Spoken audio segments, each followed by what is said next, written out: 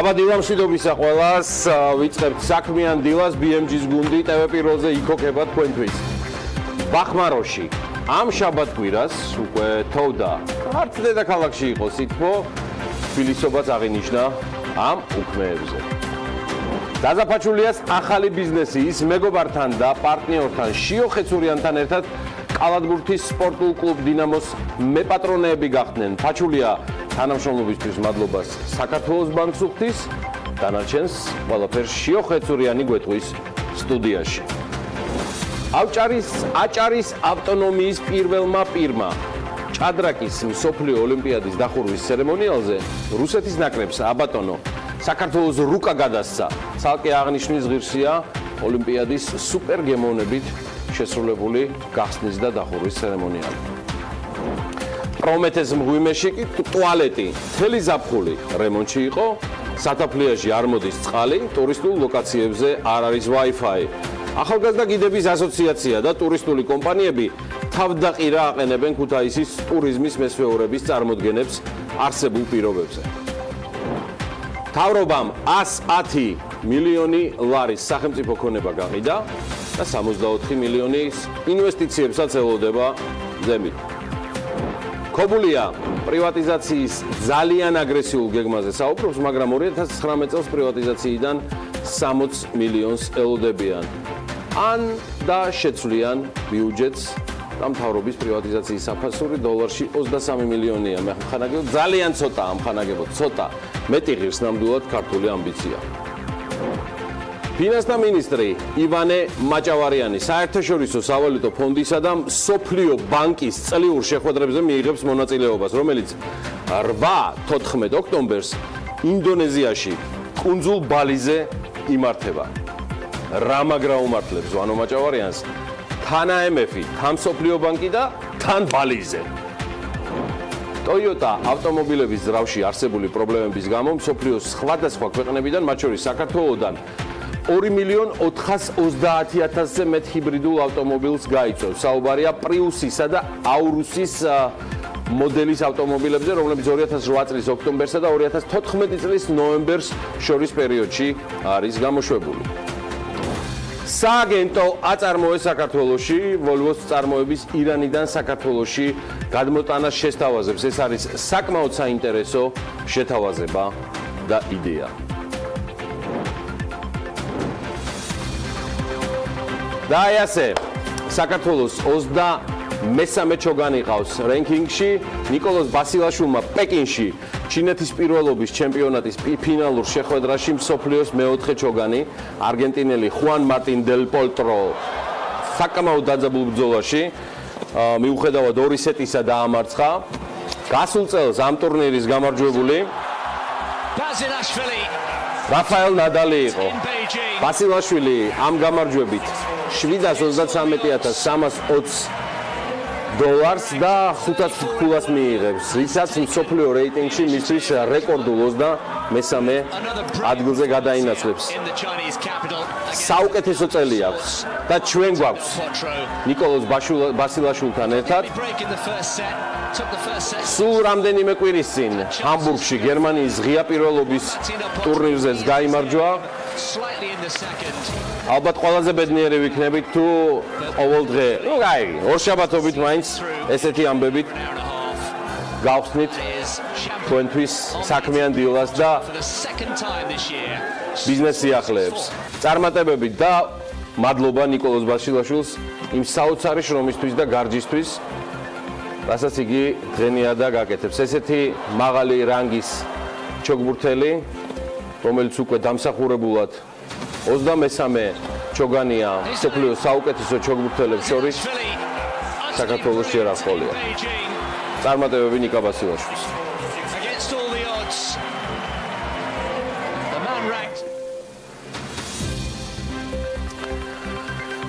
Forbes-ის 400 უმდიდრესი ამერიკელი ადამიანი, Forbes-ის უმდიდრესი 400 ადამიანი პირველად 24 წლის განმავლობაში Bill Gates-ი აღარ არის, მოკლედ აღარ ლიდერობს. პირველ ადგილზე Amazon-ის დამფუძნებელი ჯეფ ბეზოსია $160 მილიარდი. მეორე ადგილს ბილ გეიტსი იკავებს 97 მილიარდით, მესამეზე ვორენ ბაფეტია 88 მილიარდ 900 მილიონით, მეოთხე და მეხუთე ადგილებს კი მარკ ცუკერბერგი და ლერი ელისონი იკავებენ 60 მილიარდ 800.000-ით და 60 მილიარდ 500 მილიონით, ბოდიში ვიხდი. დონალდ ტრამპი Forbes-ის უმდიდრესი ადამიანების სიაში 11 პუნქტით ჩამოქვეითდა. და ამჟამად 259 ადგილს იკავებს, მაშინ, როდესაც სიის თითეული წევრის ქონება საშუალოდ 600 მილიონით გაიზარდა, მისი ქონება არ შეცვლა და კვლავ 3 მილიარდ 100 მილიონ დოლარს შეადგენს, რის გამოც ამერიკის 55-ე პრეზიდენტი სიაში დაქვეითდა.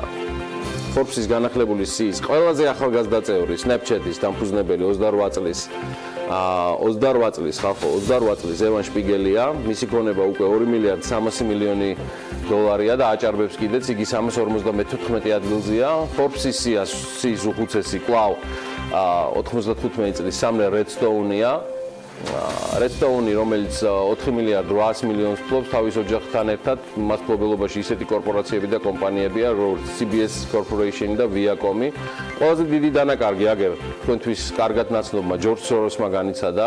შარშან მისი ქონება 23 მილიარდიდან შემცირდა 8 მილიარდამდე, თუმცა ზედმეტად დამხტურებს ნუ გაგიხარდებათ ამის მიზეზი ფილანტროპის მიერ თავის ღია საზოგადოებას საერთაშორისო გამჭვირვალობაში შარშან გადარიცხული 18 მილიარდია. სხვათა შორის გასულ კვირაში სერიოზული ამბავი მოახდინა Amazon-მა, მე ვიტყოდი რომ თამასაც ძალიან მაღლა აწია. Amazon-მა საკუთარი თანამშრომლების მინიმალური ხელფასი საათში $15-მდე გაზარდა. CNN-ის ინფორმაციით ეს ცვლილება 1 ნოემბრიდან ამოქმედება და 250,000 მუდმივ და 100,000 სეზონურ თანამშრომელს შეეხება. ანაზღაურება თანაბრად მოემატება როგორც სრულ, ასევე ნახევარგანაკვეთზე მომუშავე ადამიანებს. ჩვენ მოусმინეთ ჩვენს მიმართ გამოთქმულ კრიტიკას, დიდი ხნის განმავლობაში ვფიქრობდით ამ გადაწყვეტილებაზე და იმეც ვიქონიებთ, რომ ამ ცვლილებებით სხვადასხვა კომპანიებსაც მივცემთ ინსპირაციას და ისინი შემოგვიერთებიან, განაცხადა ბეზოსმა. აღსანიშნავია, რომ შეერთებულ შტატებში მინიმალური საათობრივი ანაზღაურება $7.5 შეადგენს. ეს არის მოკლე ვიდეო, რომელსაც ახლა გთავაზობთ, რომელიც აღწერს მეგობრებო პროექტებს საქართველოსკენ ვინაცვლებ, რომლის დამთავრებასაც საქართველოს მთავრობა, კონკრეტულად კი ინფრასტრუქტურისა და რეგიონალური განვითარების სამინისტრო გეგმავს 2018 წელს და მე მინდა მას ერთად გადავხედოთ, საკმაოდ საინტერესო თემებზე და პროექტებზე არის საუბარი.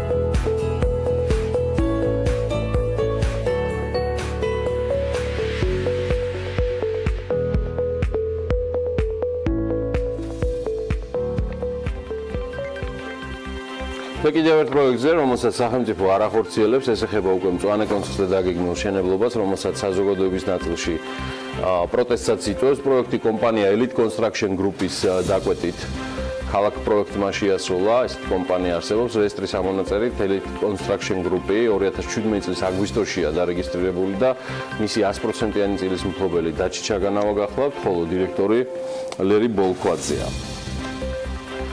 კიდევ ერთი თემა, Socar Energy Georgia's მრჩევლის მარიამ ვალიშვილის შეფასებით დღეს საქართველოში კომერციული მომხმარებლებისთვის არსებული ბუნებრივი გაზის ფასი სამართლიანია. მოусმინოთ მარიამ ვალიშვილს. აზრო პრინციპები ამ შემთხვევაში სამართლიან ფასს უზრუნველყოფს, რომელიც ავტომატურად არ ნიშნავს იმას, რომ ვიღაცა ვიღაცის ხარჯზე რაღაც სარგებელს იღებს. ხო, ამ შემთხვევაში ჩვენ ვფიქრობთ, რომ დღესაც ეს არის აბსოლუტურად სამართლიანი ფასი, თქვათ რომ შევადაროთ სხვა ბაზრებზე მიმდებარე ევროპის, აღმოსავლეთ ევროპა იქნება თურქეთი, იქნება თუ რა ფასი არის უკვე დერეგულირებულ კომერციულ ბაზარზე მაგ ლაპარაკობთ, რომ სოციალურ სფეროს ჩვენ არ ვეხებით.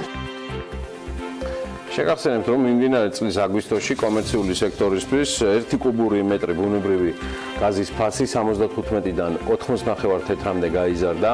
დედაქალაქში მომხმარებლებს ყაზტრანსგაზ თბილისი ამარაგებს, თუმცა თავის მხრივ ეს უკანასკნელი გაზს აზერბაიჯანის სახელმწიფო კომპანია სოკარისგან ყიდულობს, ასევე აზერბაიჯანული კომპანია სოკარი საქართველოს გაზსაცავის სერვისების მომხმარებელი იქნება და მისი ჩართვა ობიექტის სამშენებლო ან საოპერაციო სამუშაოებში არ განიხილება. ესეც გასული კვირიდან ინფორმაციებია, მე მხოლოდ შემიძლია ერთის თქმა, რომ სოკარ საქართველოს მენეჯმენტისგან ამ ბოლო პერიოდში გარკვეულწილად ნაწყენი და ერთგვარი ესეთი სენტიმენტები და ნაწყენი ტონი იკითხება და ფაქტია BMG-ს მოკითხვის საგანის გახდება ეს თემა. რაც უკვე მოვიკითხეთ და რადგან ამ თემას არც მოშორები ვართ, არის ის, რომ სწორედ ყაზახების მფლობელობაში მყოფი თბილისის გაზის გამანაწილებელი კომპანიის თემა, იგი ყაზახების მფლობელობაშია 2006 წლიდან. მე მაქვს დადასტურებული ინფორმაცია, რომ ძალიან მაგარი ამბავი მოხდა საქართველოსთვის და მისი ბიუჯეტისთვის, ანუ თითეული ჩვენთაგანისთვის ალბათ ერთ-ერთი ყველაზე სარისკო დავა ჰაგაში და ეს ეხება ყაზტრანსგაზი საქართველოს წინააღმდეგ ასეთი სახელი ჰქონდა ყაზტრანსგაზი საქართველოს წინააღმდეგ მორიგებით არის დასრულებული. 2017 წლის აპრილის თვეში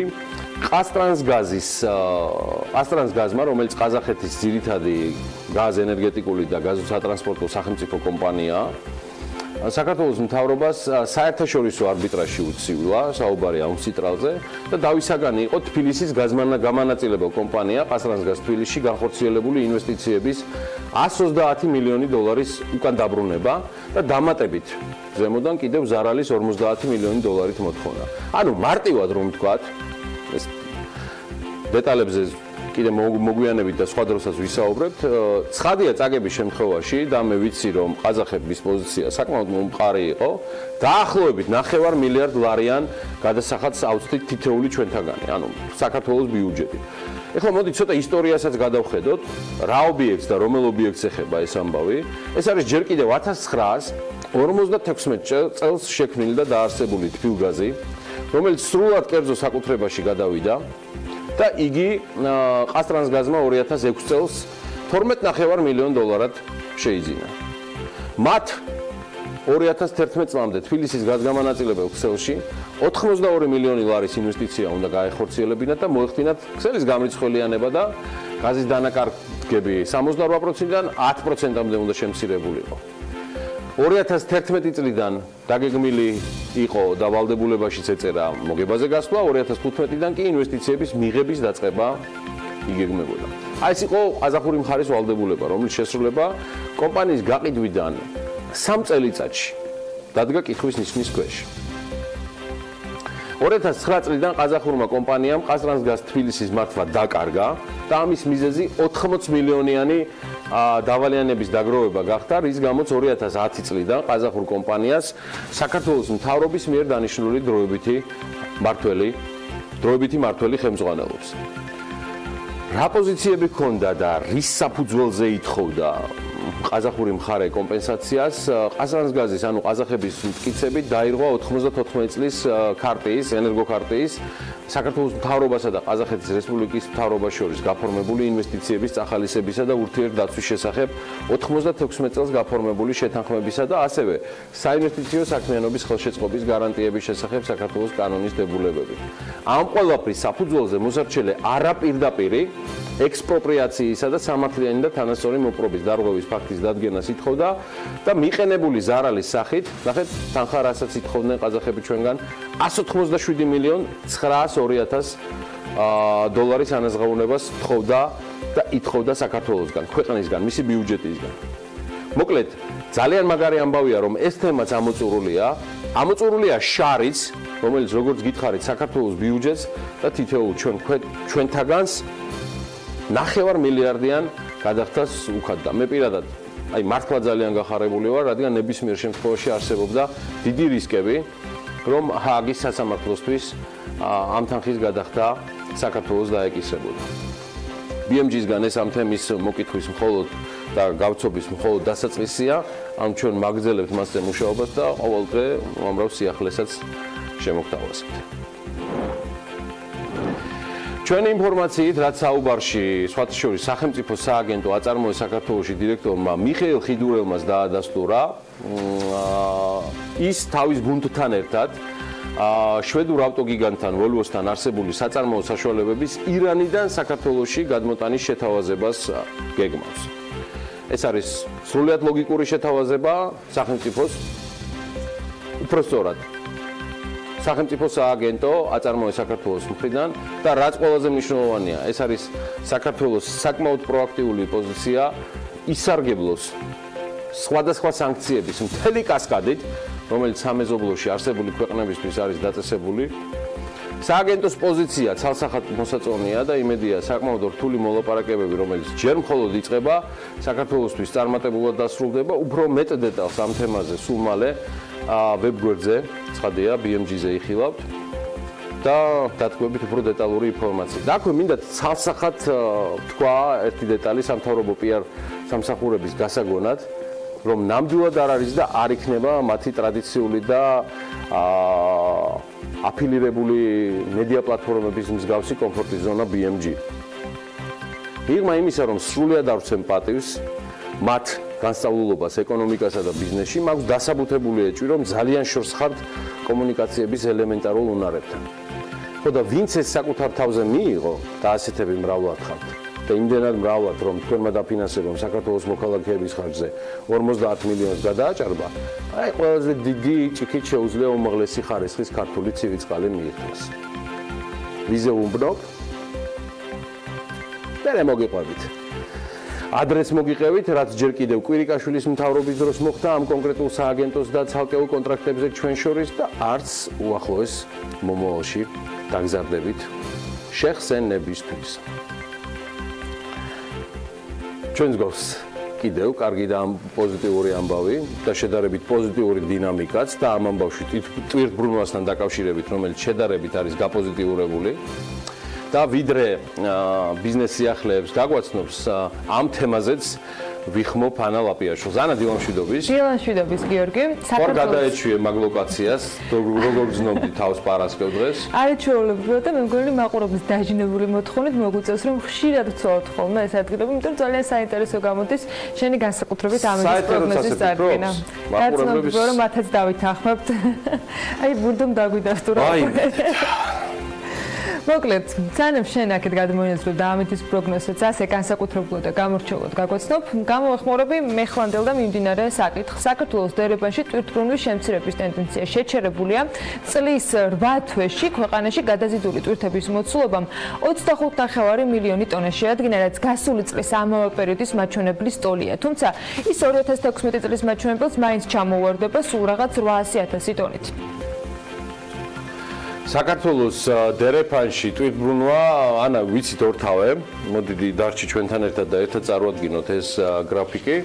იგი წლებია მცირდება და თუ კი სატრანსპორტო დარგებმა 2015 წელს 44 მილიონ 200.000 ტონა ტვირთი გადაზიდეს, ეს მაჩვენებელი 2016 წელს 42 მილიონ 300.000 ტონამდე, ხოლო 2017 წელს 41 მილიონ 500.000 ტონამდე შემცირდა.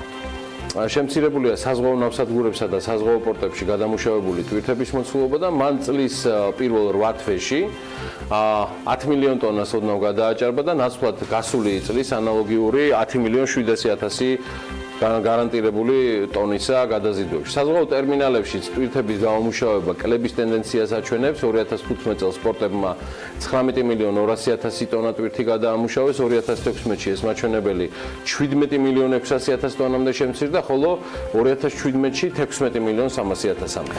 გიორგი, ის უნდა აღნიშნოთ, რომ წინა წლის ამავე პერიოდთან შედარებით გაზრდილია თავად პორტებში გადამუშავებული კონტეინერების რაოდენობა და 8 თვეში 291.215 ცალ ერთეულს შეადგენდა.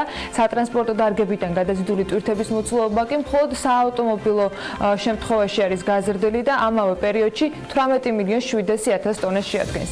შემცირებულია სამაგიეროდ სამოქალაქო ავიაციის მიერ გადაზიდული ტვირთების მოცულობა, მან 16,300,000 ტონა შეადგინა, ანუ 5,200,000 ტონით ნაკლები წინა შემთხვევებთან შედარებით. რკინიგზის ტვირთების გადაზიდვის მაჩვენებელი 300,000 ტონით არის შემცირებული და ამ შემთხვევაში 6,700,000 ტონა დაფიქსირდა. კი ბატონო, და რაც შეეხება პორტებს, ტვირთების გადაზიდვის მაჩვენებელი მხოლოდ სუფსის საზღვაო ტერმინალის შემთხვევაში არის გაზრდილი. დაახლოებით 100,000 ტონით, 4,100,000 ტონამდე შეუმცირდა გადამუშავებული ტვირთების მოცულობა ფოთის პორტს, ბათუმის პორტს 2,600,000 ტონამდე, ხოლო ყულევის საზღვაო ტერმინალს 1,000,000 ტონამდე, თუმცა აღსანიშნავია, რომ პორტებში გადამუშავებული კონტეინერების მოცულობა არის გაზრდილი. ხო, ალბათ ვერ ჩავშლით ცალკეულ შემთხვევებს, სად რეალურად რა კონკრეტული პროდუქტი გადამუშავდება ამ კონტეინერებში რაც არის, მაგრამ ის რაც ვიცით და ძალიან კარგი ინფორმაცია გვაქვს ჩვენი მაყურებლისათვის, საქართველოს ამერიკის შეერთებულ შტატებში ღვინის ექსპორტს ზრდის. უკვე მიღწეული შეთანხმების მიხედვით 2019 წლის მარტიდან შტატებში ქართული ღვინის მასშტაბური პარტიის მიწოდება დაიწყება. ღვინის რეალიზაციაში კი პლატფორმა Wine.com სადისტრიბუციო კომპანიებთან ერთად Wine and Spirit-თან და შტატების ყველაზე მსხვილ ალკოჰოლურ სასმელების მაღაზიათა ქსელთა Total Wine and More-თან ერთად ჩაერთვებიან. თვითონ Wine and Spirit-ის საწყის ეტაპზე 4 შტატში, ფლორიდაში, დელავერში, პენსილვანიასა და ნიუ-ჰემპშაირში დაიწყებს შესყიდული ქართული ღვინის გაყიდვას და საცალო მოვაჭრე კომპანია Total Wine and More კი დათანხმდა, რომ ქართული ღვინის შესყიდვა მოხდეს და საწყის ეტაპზე სწორედ 120 მაღაზიაში, ანუ 8 შტატში ჯამში 120 მაღაზიაში მოხდეს მისი რეალიზება. ქართული ღვინო გამოჩნდება ონლაინ პლატფორმა Wine.com-ზეც, ღვინის ექსპორტს კი პარტნიორებთან ერთად პროექტი Lost Eden-ი განახორციელებს. დაგეგმილია შტატების ბაზარზე მხოლოდ პირველ წელს დაახლოებით 180,000 ბოთლი ღვინის გადაზიდვა, რაც შტატებში საქართველოს მიერ ექსპორტირებული ღვინის მოცულობას 50%-ით გაზრდის. ამ კამპანიაში საპარტნიორო ფონდის შვილობილი Global Brand-ით ჩაერთვება და ჯამში 2,980,000 გამარტივებული შესყიდვების შესაძლებლობას ითხოვს ის ამისთვის. Lost Eden-ზე გამახსენდა, აქეთ რომ უნდა ეძებდეს და პოულობდეს, მიწიდან რომ უნდა იღებდეს ნებისმიერს, აი ის კაცი დაიკარგა. სოფლიოს, ხო, აი, სოფლიოს ნომერ პირველი პოლიციელი სტატუსის მქონე, ინტერპოლის პრეზიდენტი გაუჩინარდა. და მე გამოჩნდა. ინტერპოლის პრეზიდენტი მენ ჰუნვეი, რომელიც კავშირზე ბოლოს 29 სექტემბრის შემდეგ ოჯახთან და თავის ოფიცერთან არ გამოსულა, ჩინეთში იმყოფება, სადაც მის წინააღმდეგ საქმეა აღძრული. ამის შესახებ საკუთარ წყაროებზე დაყრდნობით გამოცემა South China Morning Post-ი წერს 64 წლის ჰუნვეი, რომელიც პარალელურად ჩინეთის საზოგადოებრივი უსაფრთხოების მინისტრის მოადგილის პოსტსაც იკავებს, სამართალდამცავებმა დაკითხვაზე ჯერ კიდევ გასულ კვირას საფრანგეთიდან ჩინეთში ჩასვლის შემდეგ გადაიყვანეს. ამას წერს ეს გამოცემა და კონკრეტულად რას ეხება გამოძიება და სად იმყოფება ახლა ფიზიკურად ინტერპოლის პრეზიდენტი ამ ეტაპზე უცნობია. 64 წლის მენ ჰუნვეის გაუჩინარების შესახებ სამართალდამცავებს საფრანგეთის ქალაქ ლიონში მცხოვრებმა მისმა მეუღლემ აცნობა. მისი განცხადებით ჰუნვეი კავშირზე, როგორც გითხარით, ბოლოს 29 სექტემბერს გავიდა და იმის შემდეგ აღარც გამოჩნეულა. აღსანიშნავია, რომ ჰუნვეის ჩინეთში მივლინების მიზნების შესახებ ამ ეტაპზე ასევე არაფერი არ არის ცნობილი. Reuters-ი კი წერს, რომ ევროპის რეკონსტრუქციისა და განვითარების ბანკის EBRD-ის პრეზიდენტის სერ სუმა ჩაკრაბარტის წინააღმდეგ გამოძიება მიმდინარეობს. მისივე ინფორმაციით 29 მაისს ბანკის ხელმძღვანელის წინააღმდეგ გამოძიების დაწყება საბანკო ზედამხედველობის განყოფილების უფროსისგან EBRD-ის რამდენიმე აქციონერმა სახელმწიფო მოითხოვა. ყველაფერი იმაზე მიუთითებს, რომ პრეზიდენტი და აღმასრულებელი კომიტეტის წევრები დირექტორთა საბჭოს წევრებზე კონფიდენციალურ და პირად ინფორმაციებს აგროვებენ, ნათქვამია მიმართვაში. გავრცელებული ინფორმაციით მიმართვას ხელს ანონიმურად დირექტორთა საბჭოს რამდენიმე წევრი და აქციონერიც აწერს ხელს. შესაძლოა აქ როგორც აქციონერების თვალსაზრისით ისეთი ქვეყნის ხელიცერიოს და ნუ გაგიკვირდებათ როგორც რუსეთის ფედერაცია, რადგან სწორედ სერ სუმა ჩაკრაბარტის გადაწყვეტილება იყო ცალკეული პროექტების შეჩერება რუსეთის ფედერაციის ტერიტორიაზე, აგერ უკვე მესამე-მეოთხე წელიწადია. ესეთი ამბებია და მოდი ახლა ბიზნეს სიახლეებსაც ცხადად გადავხედოთ, რომელსაც ანა სულ რამდენიმე წამსში წარმოგიდგენთ. 2019 წლის სახელმწიფო ბიუჯეტის პროექტის პირველ ვარიანტში საპენსიო სააგენტოსთვის მილიონი ლარია გათვალისწინებული ხარჯის თვალსაზრისით, აზიური ფაროსანას წინააღმდეგ გასატარებელი ღონისძიებებისთვის კი 35 მილიონი ლარი ჩაიდო. რიკოთი ზესტაფონის გზის ერთ-ერთი მონაკვეთის მშენებლობას ADB დააფინანსებს. და ყველაფერი დანარჩენისთვის ქალბატონებო და ბატონებო, საქმიანი დილის სტუდიაში მისი თანაწამყვანი ანა ლაპეაშვილი არსებობს, რომელიც წარმოგიდგენთ დღევანდელ ბიზნეს სიახლეებს. და ძალიან საინტერესო ამბები გვაქვს სწორედ საპენსიო ფონდთან დაკავშირებით, უფრო ცუდად მოგიყვებით სულ რამდენიმე წამში. წარმატებული ეთერი.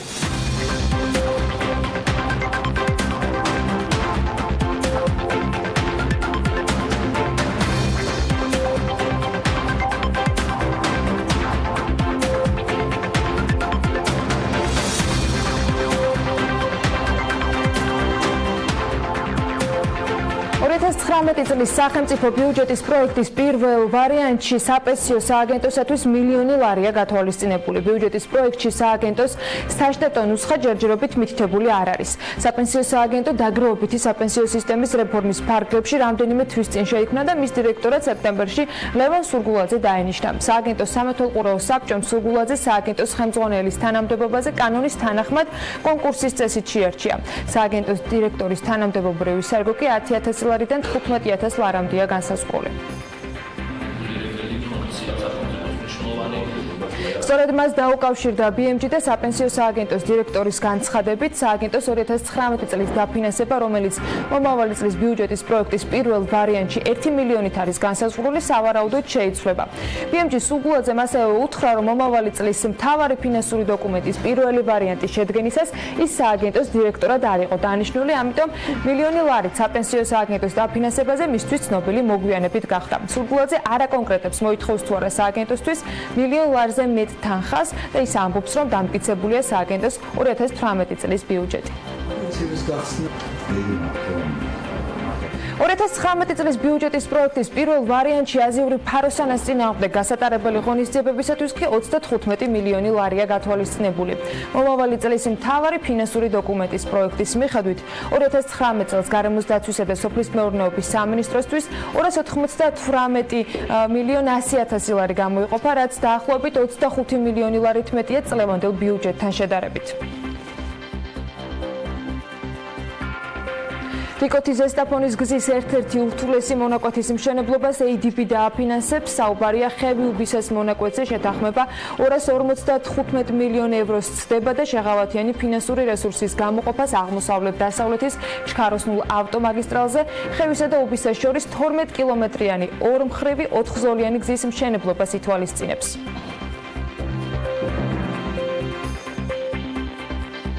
ავტოსატრანსპორტო საშუალებების პერიოდული ტექნიკური ინსპექტირების საინფორმაციო კამპანიაში კი კერძო სექტორი ჩაერთო. ამისთვის ეკონომიკისა და მდგრადი განვითარების სამინისტროში ურთიერთთანამშრომლობის მემორანდუმი გაფორმდა, რომელსაც ხელი ეკონომიკისა და მდგრადი განვითარების სამინისტროს, სავაჭრო სამრეწველო პალატისა და 6 კომპანიის წარმომადგენლებმა მოაწერეს.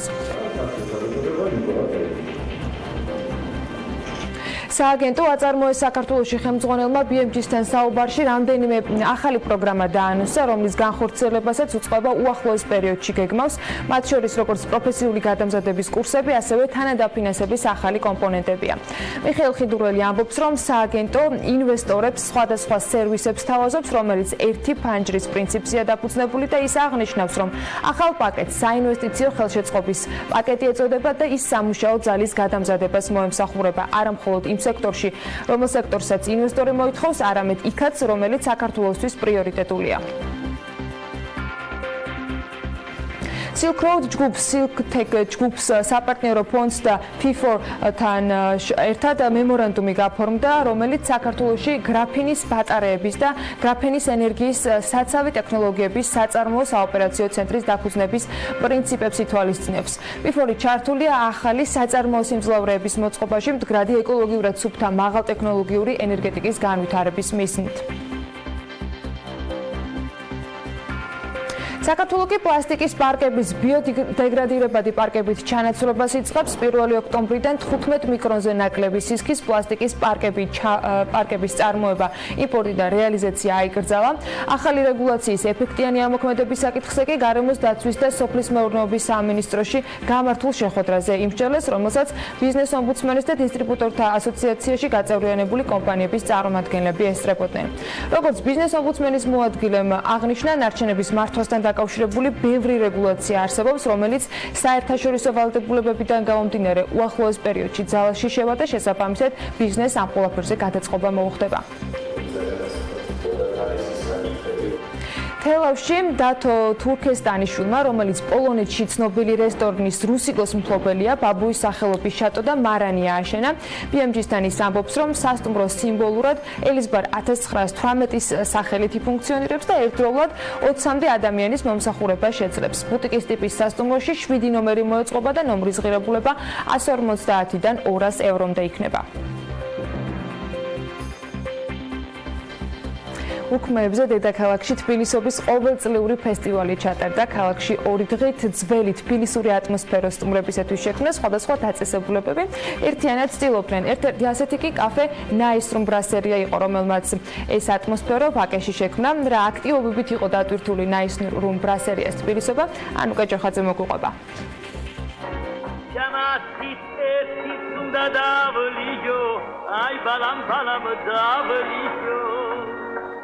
თბილისობის დღესასწაული პირველად 1979 წელს ჩატარდა.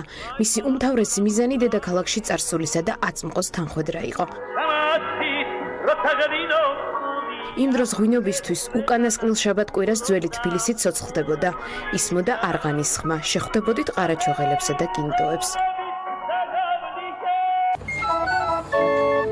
თითქმის 40 წლის შემდეგ არღანის ხმამ ვაკემდეც მოაღწია. კაფე ნაისრუმ ბრასერიამ სტუმრებს ტრადიციული ქართული კერძები, თბილისობისთვის დამახასიათებელი მწვადი და კახური ღვინო შესთავაზა.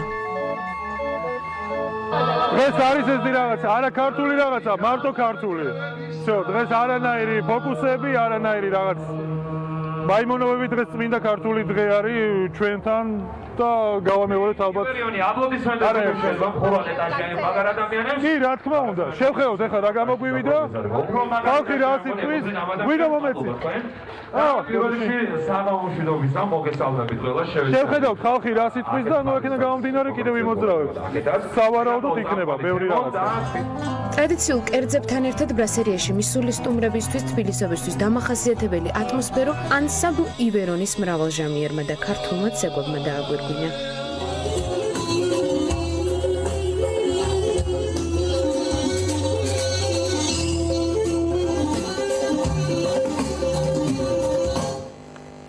პატარაობიდან, ბავშვობიდან ყველას გვახსოვს და გვიყვარს ის ძველი თბილისობა, როცა ჩვენ მშობლებს დავყავდით და პაპაჩემს ეგვეჯექი და მატარებდა და ის მწვადები ერთჯერად პატარა ფოლგის თებშებზე და საწებელი ზემოდან. მაგრამ იმის მერე სამწუხაროდ კარგად დაგეგმილი თბილისობა ვერ შედგა. კი იყო ლამაზი, ხმაურიანი, მოვლენებით სავსე, გრიყეზე კონცერტები ასე შემდეგ, მაგრამ აი გემრიელი, ნამდვილი ქართული, ქალაქური სიმღერები, თბილისური სიმღერები, და ის გარემო, ბევრ თბილისობაზე ვარ ნამყოფი, მაგრამ ჩვენ გვინდა რომ გამოვიდეს ის გარემო დღეს, ჩამოვაყალიბოთ და ეს საღამო ისე დაამახსოვრდეს ჩვენ სტუმრებს, როგორც ნამდვილ თბილისელებს. ქართულ სტუმრებთან ერთად ნაისრუმ ბრასერიაში ტურისტებსაც შევხვდით, რომლებმაც ოქტომბრის პირველი უქმეების გატარება სწორედ თბილისში გადაწყვიტეს. ეს სტუმრდნენ დედაქალაქს და დღის ბოლოს ტრადიციული კერძების დასაგემოვნებლად ვაკეში, კერძოდ კი ბრასერიაში შემოიარეს. ატმოსფერო ამინდი ქალაქში ყველაფერი საოცარია. მთელი დღე ვისეირნეთ და ძალიან მოგვეწონა. ამ კაფეში დღეს პირველად ვართ, დავპატიჟეს და მოვედით. პირველი შთაბეჭდილება მხოლოდ დადებითია. თბილისში უკვე მეორედ ვართ და მომავალშიც ვაპირებთ ჩამოსვლას. ჩვენ ძალიან მოგვეწონა ეს ფესტივალი, რომელიც სასიამოვნო მუსიკით და საზოგადოებით არის დატვირთული.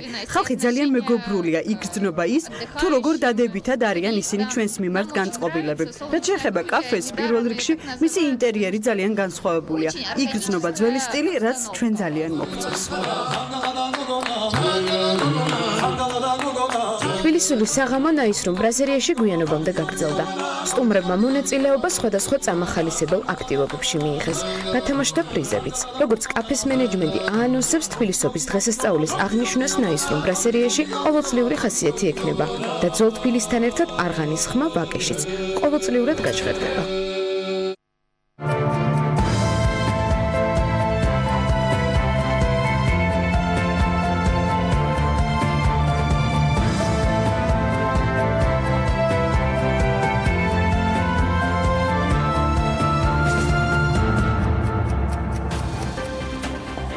ეროვნული ბანკის ინფორმაციით 5 ოქტომბერს ვაჭრობის შედეგად დოლარი შედარებით გაუფასურდა, იგი გამყარდა 2 ლარსა და 61 თეთრზე.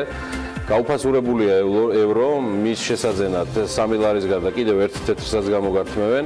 ლირის შესაძენად 42 თეთრი დაგჭირდებათ, ფუნტ სტერლინგის შესაძენად კი მოიმარაგეთ 3 ლარი და 51 თეთრი. მიუხედავად იმისა, რომ 1 თეთრიანებიც კაიხანია მოღებულია უკვე მოხმარებიდან.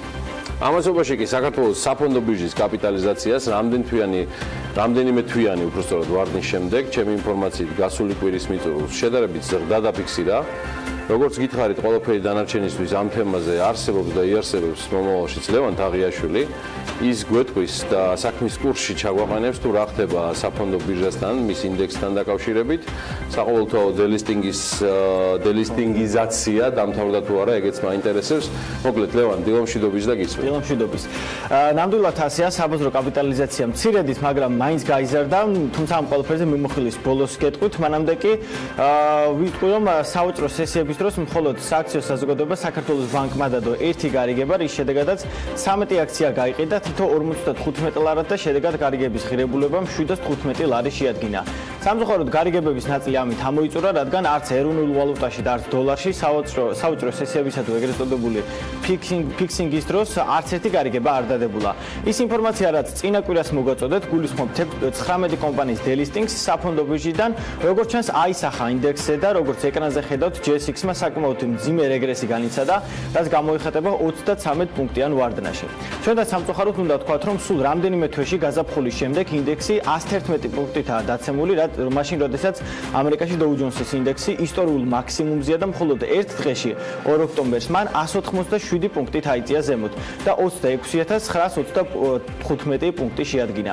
გარდა ამისა, აქვე ვიტყვი იმასაც, რომ ამერიკის შეერთებულ შტატებში უმუშევრობის დონე 3.7%-ზე ჩამოვიდა, რაც არც მეტი არც ნაკლები 49 წლის მინიმუმია, ამიტომ ამერიკელები ეკონომიკის სიძლიერეს ნამდვილად არ უჩივიან. ჩვენთან კი მიუხედავად GSX-ის ვარდნისა, საბედნიეროდ გაიზარდა საბაზრო კაპიტალიზაცია, მართალია სულ 22 მილიონი ლარით, მაგრამ მაინც ზრდა შეინიშნება წინა თვესთან შედარებით. მისი ამჟამინდელი მონაცემი 2 მილიარდ 279 მილიონ ლარს შეადგენს. დიდი ალბათობით ეს მცირედი წინსვლა უკავშირდება M კვადრატის მიერ დადებულ მსხვილ გარიგებებს და ასევე სააქციო საზოგადოება ნიკორა ტრეიდის მიერ განთავსებულ ახალ ობლიგაციებს, რომლის ღირებულებაც როგორც იცით 25 მილიონი ლარი იყო. დღეისათვის სულ ეს იყო, ჩვენ ცხადია ვაგრძელებთ აქტიურ დაკვირვებას კონკრეტულად ამ მიმოხილვის ნახვა კი ცხადია ჩვენს მაყურებელს BMG-ზე შეიძლება სულ რამდენიმე ხანში.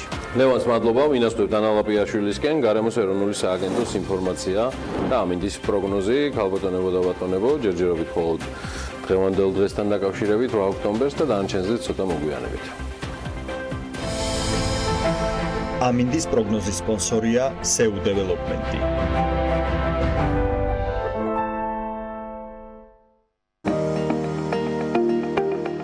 ამინდის პროგნოზის სპონსორია სადაზღვევო კომპანია უნისონი.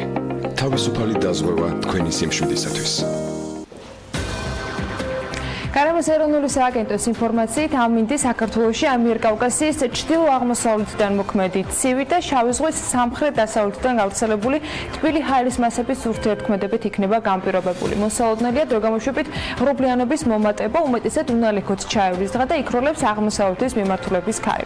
სოხუმში 26 გრადუსი იქნება, ბათუმში 29, ქობულეთში 28, ფოთში ასევე 28 გრადუსი, ქუთაისშიც 28 გრადუსია მოსალოდნელი და ზუგდიდში 29 გრადუსი. ოზურგეთში 29 გრადუსამდე გათბება ჰაერი, ონში 24 გრადუსი იქნება, გორში 25, ცხინვალში 24, მარნეულში 24 და რუსთავში 25 გრადუსი დაფიქსირდება.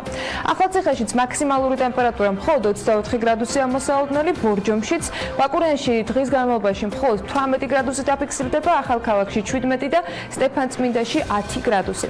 თელავში 21 გრადუსი იქნება, დედაქალაქს რაც შეეხება თბილისში დრო გამოშვებით უხურფრიანობა მოიმატებს, მაგრამ აქაც ისევე როგორც ყველა ჩამოთვლილ ქალაქში უნალექოც ჩაევრის დღე და სამხრეთ-აღმოსავლეთის ქარხოლებს მხოლოდ 8-13 მეტრი წამში ჰაერის მაქსიმალური ტემპერატურა კი 23 გრადუსია მოსაოდნელი. ანას მადლობა, ნახოთ ვიდეო ანონსი და სულ რამდენიმე წუთში მცირედი სარეკლამო პაუზის შემდეგ უკვე ვიწყებ ჩვენს პირველ სტუმართან საუბარს. დაგველოდეთ, ზურაბ ბოშხნელი იქნება ჩვენი სტუმარი.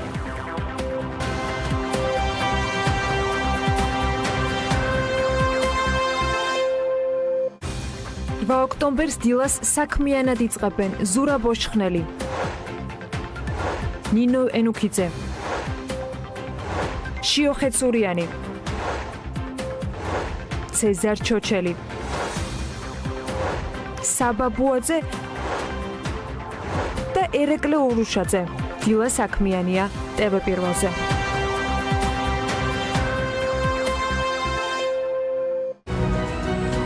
გადაცემის სპონსორია დღისი, მასშტაბური საცხოვრებელი კომპლექსი თბილისში.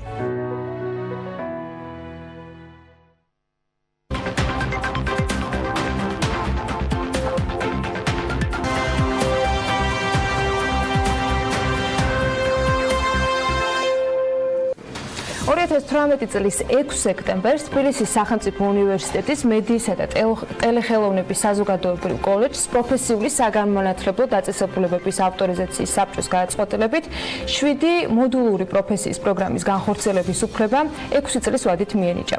2 წლიანია ეს პროგრამები. 2019 ოქტომბრამდე კი სახელმწიფო კოლეჯში ჩარიცხვის მსურველებისათვის კარი ჯერისევ ღია არის. აი, იქ რა დაგხვდებათ. ამაზე უკვე ჩვენი სტუმარი მოგიყვება ზურაბ ბოშხნელი, თბილისის სახელმწიფო უნივერსიტეტის მედიისა და ტელეხელოვნების საზოგადოებრივი კოლეჯის დირექტორია. ჩვენთან სტუდიაში სტუმრად მოგესალმებით. ვერაც ვიცი, კარგად არის და ძალიან მაგრად ამოქოქილი და ტრაფიკსაც არ ურჩივით. ინტერესი დიდია. ძალიან დიდი მადლობა პირველ ყოვლისა. მადლობა მოგზაურობისთვის. მე ვატყობ, რომ ჩვენი ეს ურთიერთობა ნელა-ნელა მემორანდუმისკენ მივა. გარდაუვალ. რაც ძალიან კარგია ზოგადად პროფესიულ განათლებაში, იმიტომ რომ ეს იქნება განსაკუთრებული მხარდაჭერა იმ სტუდენტებისთვის, რომლებიც ჩვენთან ისწავლიან.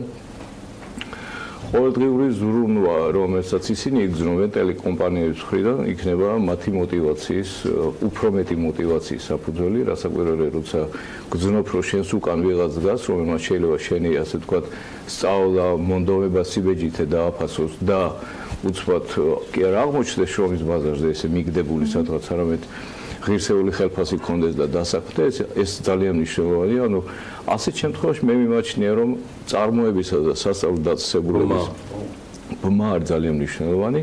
ასევე ძალიან მნიშვნელოვანი რასაკვირველია, რომ თვითონ სასწავლო დაწესებულებას გქონდეს ყველაფერი იმისათვის, რომ წარმოებისთვის გამოსადეგი ადამიანი მოამზადოს. და ჩვენ შემთხვევაში ეს მოგეხსენებათ არის ძალიან ძვირფასი და ძვირაღირებული ტექნიკა, რომლის გარეშეც ახლა დაფაზე და მონიტორზე დახატული კამერით, თქვათ ურიკით, სლაიდერი და ასე შემდეგ. ხო, ვერაფერს ვერ ასწავლი, თუმცა შეიძლება მონტაჟი ეს არის ტვინისმიერი ფუნქცია ზოგადად, მაგრამ ვიდეო მონტაჟ ტვინისმიერი ფუნქციის გამოყენება ჭირდება როგორც ინტელექტუალური დახმარება, ხო, სხვანაირად ვერ გააკეთებ. მე მინდა ვთქვა განათლებისა და მეცნიერების, კულტურისა და სპორტის ახლა უკვე სამინისტროს ასე ვთქვათ სამადლობელი სიტყვა, იმიტომ რომ რეალურად ის ახალი პროგრამები, რომელიც შარშან დავწერეთ, დამტკიცდა და ჩვენ დავიწყებთ მათ რეალიზაციას, 9 მილიონზე მეტი, ასე ვთქვათ, ფინანსური რესურსი გამოიყო იმისათვის, რომ ამ ახალ პროგრამებს ქონოდა ახალი მატერიალურ-ტექნიკური ბაზა, ეს არის კამერები სტუდიისთვის, ეს არის სლაიდერები, ეს არის ამწეები, ეს არის ურიკები. ანუ ვიღებთ სრულიად თანამედროვე ინფრასტრუქტურას. აბსოლუტურად ახალი. იქამდეც კი მივედი, რომ ერთი კარგი 100-კაციანი დარბაზი მქონდა და პავილიონად გადავაკეთე. და ის იქნება პავილიონი? პავილიონი, ცალკე სტუდია საინფორმაციო, თავის სუფლეორებით. ანუ აქ არის ყველაფერი და ვყიდულობთ ცალკე კომპიუტერებს, დაახლოებით 38 კომპიუტერს ვყიდულობთ იმისათვის, რომ სტუდენტებს შეეძლოთ როგორც ფოტოს დამუშავების, ასე ვიდეოს დამუშავების ყველა პროგრამა შეისწავლოთ. პირველად შემოდის ჩვენ საგანმანათლებლო სივრცეში და ამითაც ძალიან ამაყი ვარ. ეს არის ტელევიზიის დიზაინერი, გრაფიკოსი, რომელიც ასე ვთქვათ ამზადებს ამას ყველაფერს და ასევე პირველად შემოდის ტელევიზიისა და რადიოს წამყვანის პროგრამა, რომელიც ასევე საქართველოს აქამდე არ ჰქონდა. ასე რომ ამ ხრივაც რაღაც გარკვეული ინოვაციები გავაკეთეთ. რეგისტრაცია დაიწყო, წელს რაღაც ძალიან საინტერესო წელია, ძალიან ემოციურად ვარ დატვირთული, მე მგონი ეს თქვენი ბრალია საგაზაფხულო სტუმრობას. აი ეს გაყვადა აღარ გაჩერდა, ხო, რაღაც ისე. თუმცა მაშინ გარდამავალი პერიოდი იყო, რაც ბოლოს სტუმრობიდან მახსოვს, არ იყო იოლი პერიოდი. ნერვიულობდით შედარებით, იმიტომ რომ ეს გარდამავალი პერიოდი უნდა შემდგარიყო და ეხლა რასაც უყურებ მონაგარს, უკვე კონკრეტული განაცხადია. ის რაზეც ბატონი ზურაბი საუბრობს მედიის და მედიით დაინტერესებულებს მინდა უთხრა. აქ არის საუბარი, აი რასაც უყურებთ ეხლა, აი ამის შეფუთვის ხელოვნების ოსტატებზე და პროფესიონალებზე. საუბარია პროფესიონალ წამყვანებზე, ანუ ყველა და რაც რეალურად უმაღლეს სასწავლებლებში ხელმისაწვდომი ხშირ შემთხვევაში არ იყო და არ არის. არც უნდა იყოს, მე რო ვკითხოთ. უნდა იყოს პროფესიული. ხო, იცით რაშია საქმე? საქმე იმაშია, რომ ეხლა პროფესიულ განათლებაში სტანდარტი აიწია ზემოთ. ჩვენს პროგრამებს ახალ კანონს როცა მიიღებენ და მგონია რომ ამ დღეებში უკვე მიიღებენ, ყველაფერი გაიარა, რაც შეიძლება და გაივლო იმ კანონ პროექტს, ხო? რეალურად მეხუთე საფეხურის პროგრამები ამათ ასოცირებული პროგრამის სტატუსი აქვს, რაც ნიშნავს, რომ ეს არის საბაკალავროს ნაწილი. შესაბამისად, თუ თქვენ ჩვენი პროგრამების დასრულების შემდეგ წახვალთ მონათესავე აკადემიურ პროგრამაზე, აქ მიღებული ცოდნა, კრედიტები უნდა ჩაგეთვალოთ. ხო? შესაბამისად, აკადემიური განათლება რაზე ორიენტირებული? ის არის კვლევაზე და ანალიზზე ორიენტირებული. და ხელობაზე სწავლა კეთებით ეს პროფესიული განათლების საქმეა. ჩემი აზრით და არსადასე არ არის საბაკალავრო პროგრამაში, მაგალითად ჟურნალისტიკაში. იქ მთლიანად ანალიზია, იმიტომ რომ ჩვენ ვიცნობთ ორი ტიპის, ასე ვთქვათ, პროდუქტ ჟურნალის. ერთი ეს არის რეპორტიორი, რომელიც გვეუბნება ზუსტად რა მოხდა, სად მოხდა და როდის მოხდა. მეორე ეს არის ანალიტიკოსი, რომელსაც ჭირდება რასაკვირველი აკადემიური განათლება. აი რეპორტიორი კი პროფესიული განათლების საქმეა, რომ მოამზადოს, ხო? ამდენად თუ პროფესიული განათლება სტანდარტმა აიწია, მხოლოდ აიწია აკადემიური განათლების აკეთილდღეობით, იმიტომ რომ მანაც უნდა აწიოს სტანდარტი ზემოთ. იმიტომ რომ ის აწი პროფესიულ განათლებაში ვეღარ შემოვა და ვერ დაიბრალებს, რომ ეს არის აკადემიური განათლება. პროფესიულმა განათლებამ შეძლო და გამოამჟღავნა თავი უფრო უკეთესად, ვიდრე ვინმე წარმოედგინა.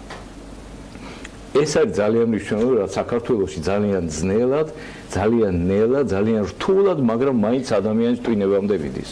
და ამავე დროს ეს არის ჯაჭვი, როდესაც პროფესიული განათლების შემდეგ შესაძლებლობა გაქვს, რომ დაიწყოს სამუშაო, კონდეს რეალურად პროფესია და დაიფინანსოს საკუთარი განათლება იმ მიმართულებით, რომელიც უკვე გაცნობიერებულად აკეთებ არჩევანს და ძალიან მნიშვნელოვანი არის. თუ ეს გინდა რასაკვირველი. და შესაძლებლობა, რა თქმა უნდა, და ამავე დროს ჩიხები აღმოიფხრება, იმიტომ რომ ახლა ძალიან ბევრი ადამიანი მუშაობს განათლებაში იმაზე, რომ ეს შესაძლო ჩიხები, როგორ გადავიდეთ პროფესიულ განათლებიდან უმაღლეს განათლებაში, როგორ ვისაუბროთ კლასის ბაზაზე, ისე რომ მივიღოთ სკოლის ატესტატი, ის რაც მე მქონდა მაგალითად 16 წლის განმავლობაში და ატესტატს მქონდეს ორი ფორმა, რომ შენ პროფესიულ განათლებასაც იღებდა, ასევე გეთვლება როგორც სრული ზოგადი განათლება, რომელიც ხელს აღარ გიშლის, შემდეგ აკადემიურ განათლებაში წახვიდეთ თუ ეს გინდა.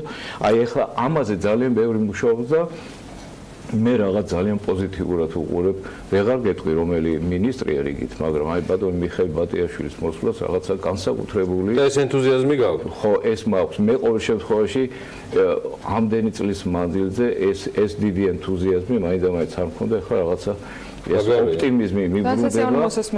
ძალიან საინტერესო რამე მოხდა, მინდა გითხრათ 2 ოქტომბერს ჩემი დაბადების დღეს აღინიშნა პროფესიული საქართველოს პროფესიული განათლების 125 წელი, რომელიც ჩატარდა იქ სადაც ეს დაიბადა წინასწრიან კარში ეს იყო სკოლა, სასოფლო სამეურნეო სკოლა, რომელიც ბატონმა ილია წინამძღვრიშვილმა დააარსა, მთელი თავისი ქონება გადასცა, გადაუცია 100 დღის სახნავი მიწა და ასე შემდეგ და საწნახელი და შენობები და თუ კი რამე გააჩნდა და თვითონ მუშაობდა, მომრიგებელი მოსამართლე იყო, ხან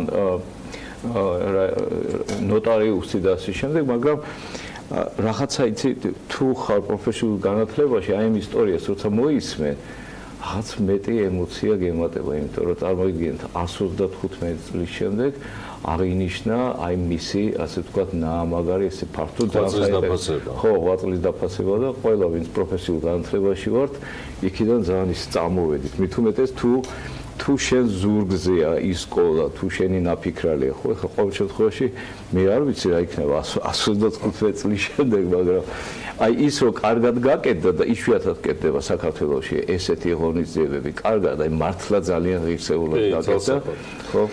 რეზუმირებისკენ ესეთ თემა მაინტერესებს. აი ეს პრაქტიკულ ნაწილზე და იმაზე ზურა, მოდი მეტი ვთქვათ, რას გეგმავთ კიდე ამ კუთხით. ერთია, რაზეც BMG ცალსახად დაინტერესებულია და აუცილებლად შედგება BMG-ს Forbes შორის, იმიტომ რომ Forbes-ი თავის სატელევიზიო ნაწილის გააქტიურებას აპირებს Forbes TV-ს სახით, ანუ გულისხმობის მაუწყებელი არ იქნება სხვადასხვა პროდუქტები იქნება მომზადება, დიახ. მაგრამ მე მაინტერესებს რეალურად რას მიიღებენ ერთის მხრივ სტუდენტები ამ ყველაფრიდან გამომდინარე, თორემ მედია რასაც მიიღებს და ამიტომ არის ჩემგან წინარე მზაობა ამ ყველაფრის გაკეთებისა. მე გეტყვი ჩემს გეგმებს, არაფერი მაქვს ჩვენთან დასავალი. მე ვაპირებ, რომ კოლეჯში შევქმნა ძალიან სერიოზული ჯგუფი შემოქმედებითი, რომელიც კოლეჯს განუვითარებს ეგრეთ წოდებულ სასწავლო ინტერნეტ მაუწყებლობას. უკვე დავიწყე მე მემორანდუმების გაფორმება. ხელოვნების სასახლესთან გავაფორმე, გარდენია შევარდნაძესთან გავაფორმე და ეს გაგრძელდება. ამერიკის ჩვენ ძველ პარტნიორთანაც გავაფორმეთ ასევე მემორანდუმი თანამშრომლობის.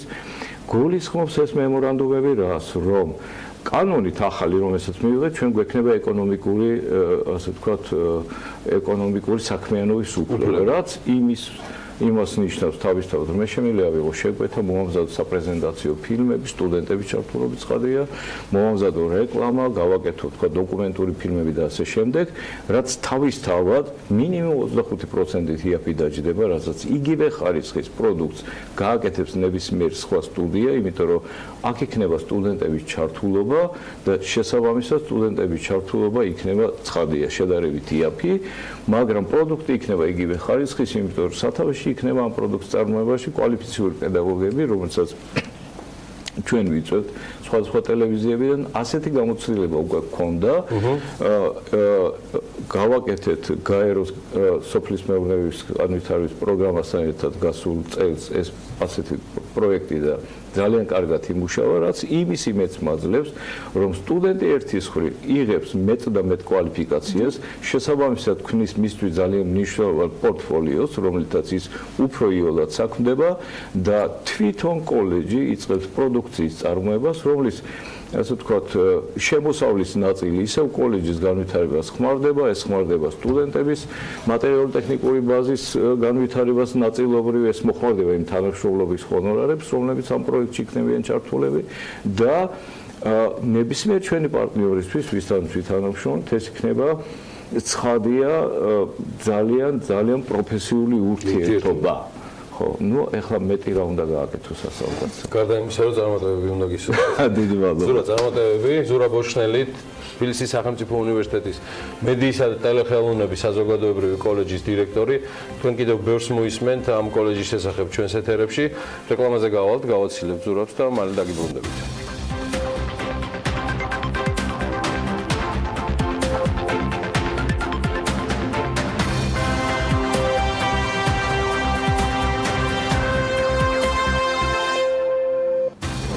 საქართველოს სახელმწიფო ვალის საპროგნოზო ზღვრული მოცულობა არაუმეტეს 19,715,000 ლარის ოდენობით განისაზღვრება.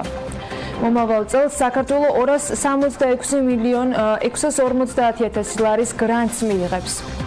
ბათუმის სტადიონის მშენებლობას კი ტექნიკურ ზედამხედველობას კომპანია CMC Ltd გაუწევს.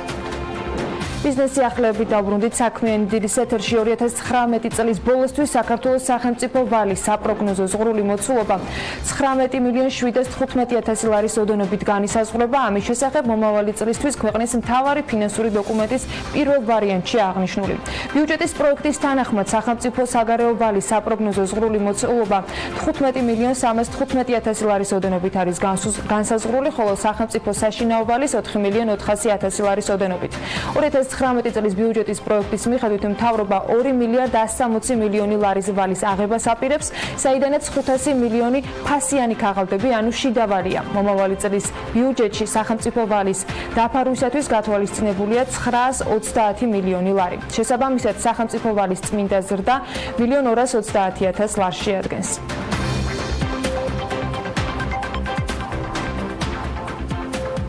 2019 წლის სახელმწიფო ბიუჯეტის პროექტის პირველი ვარიანტის მიხედვითვე მომავალ წელს 266,650,000 ლარის გრანტს მიიღებს ქვეყანა.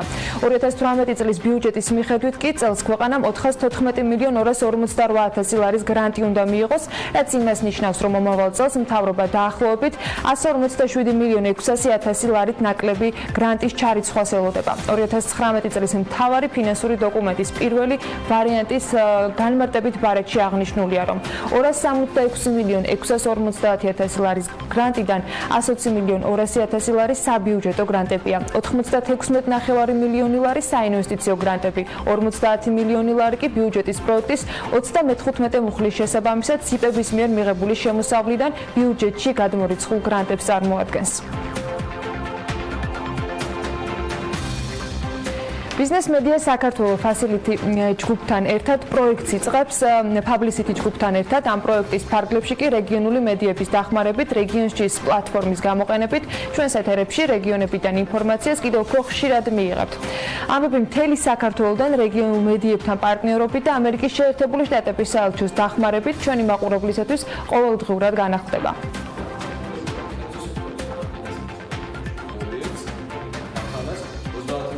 დღევანდელი შეხვედრა არის საინტერესო და საინტერესოა იმ მიმართულებით, რომ რეგიონების ხმა გავრცელდება ერთად მოიყრის თავს და ვფიქრობ ძალიან საინტერესოა, რადგან რეგიონებიდან წამოსული ხმა ეს არის ძალიან მნიშვნელოვანი, უფრო მეტად ვიდრე ერთ კონკრეტულ რეგიონში. რა თქმა უნდა, როგორც ბიზნესის მიმართულებით, როგორც ეკონომიკის, პოლიტიკის და ასე შემდეგ. ამ სამუშაო შეხვედრის შემდეგ ჩვენ მივხვდით, რომ რეგიონულ მედიას ჭირდება BMG, ჭირდება პროფესიონალი ადამიანები, რომლებიც მუშაობენ ბიზნესზე, იმ საკითხებზე, რაც ნაკლებად შუქდება რეგიონულ მედიაში. ამ სამუშაო შეხვედრის შემდეგ ესეთი თემების გაშუქება გააქტიურდება ნამდვილად და მიიღებს როგორც რეგიონის მაყურებელი, ასევე საქართველოს მაყურებელი. ბათუმის UEFA-ს მეოთხე კატეგორიის სტადიონის მშენებლობას კი ტექნიკური ზედამხედველობისათვის კომპანია CMC Ltd მოემსახურება. CMC Ltd-ის ინფორმაციით ბათუმში 20,000 მაყურებელზე გათვლილი UEFA-ს მეოთხე კატეგორიის სტადიონის მშენებლობა მიმდინარეობს, რომლის სამშენებლო სამუშაოების ტექნიკური ზედამხედველობისათვის კი სექტემბერში ჩატარებულ ტენდერში სწორედ მათ გაიმარჯვეს და ისინი გააკონტროლებენ პროექტის წარმატებით განხორციელებას. ამ კომპანიის მოვალეობებშია პროექტის მართვა, სამშენებლო სამუშაოების მიმდინარეობის ყოველდღიური ზედამხედველობა, სამუშაოების სამშენებლო სტანდარტით და პროექტით გათვალისწინებული მოთხოვნების სრული დაცვით შესრულების უზრუნველყოფა.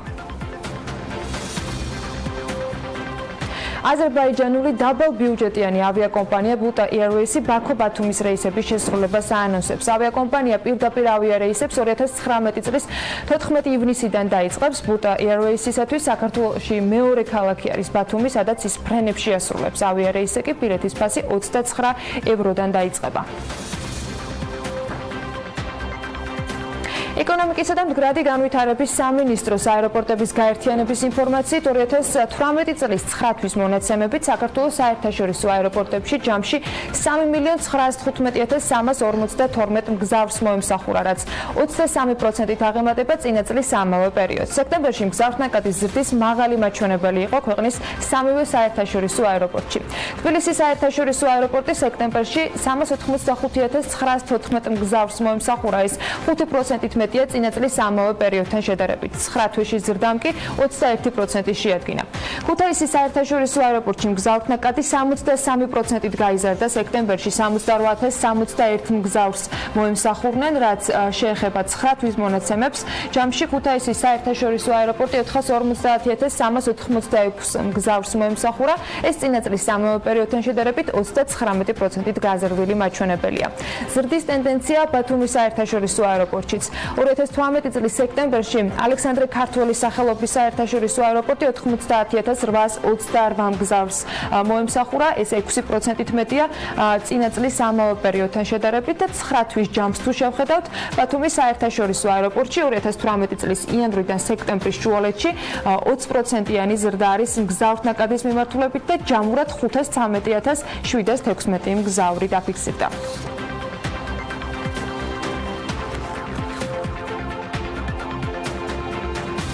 მოგზაურობისას ალბათ განსაკუთრებით ყველას გიფიქრიათ, რომელია ყველაზე დიდი და საუკეთესო აეროპორტი მსოფლიოში. ან როგორ განისაზღვრება ეს ტიტული ზოგადად. აეროპორტების საერთაშორისო გაერთიანებამ კი გამოაქვეყნა მსოფლიოს ყველაზე დატვირთული აეროპორტების რეიტინგი, რომელიც მათ საუკეთესოობაზე მეტყველებს. ჰერცფილდი ჯექსონის ატლანტას საერთაშორისო აეროპორტი, ამერიკის შეერთებული შტატები. 103,902,992 მგზავრი. ეს არის მსოფლიოში ყველაზე დატვირთული აეროპორტი 1998 წლიდან მგზავრთნაკადის მიხედვით. იგი მდებარეობს ატლანტას ცენტრალური ბიზნეს უბნიდან სამხრეთით 11 კილომეტრში.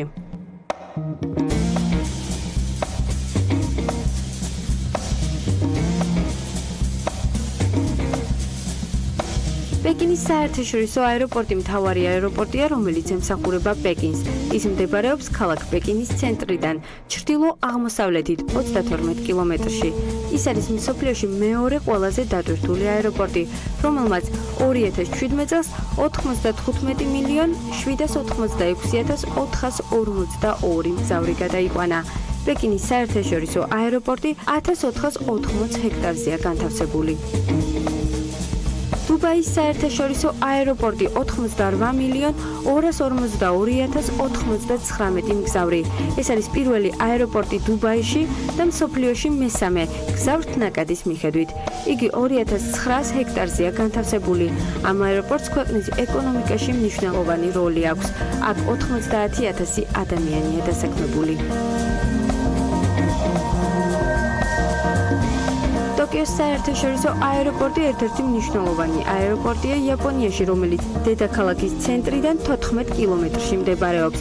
ამ აეროპორტმა ფუნქციონირება 1978 წელს დაიწყო და 2017 წელს 85,408,975 მგზავრი მიიღო.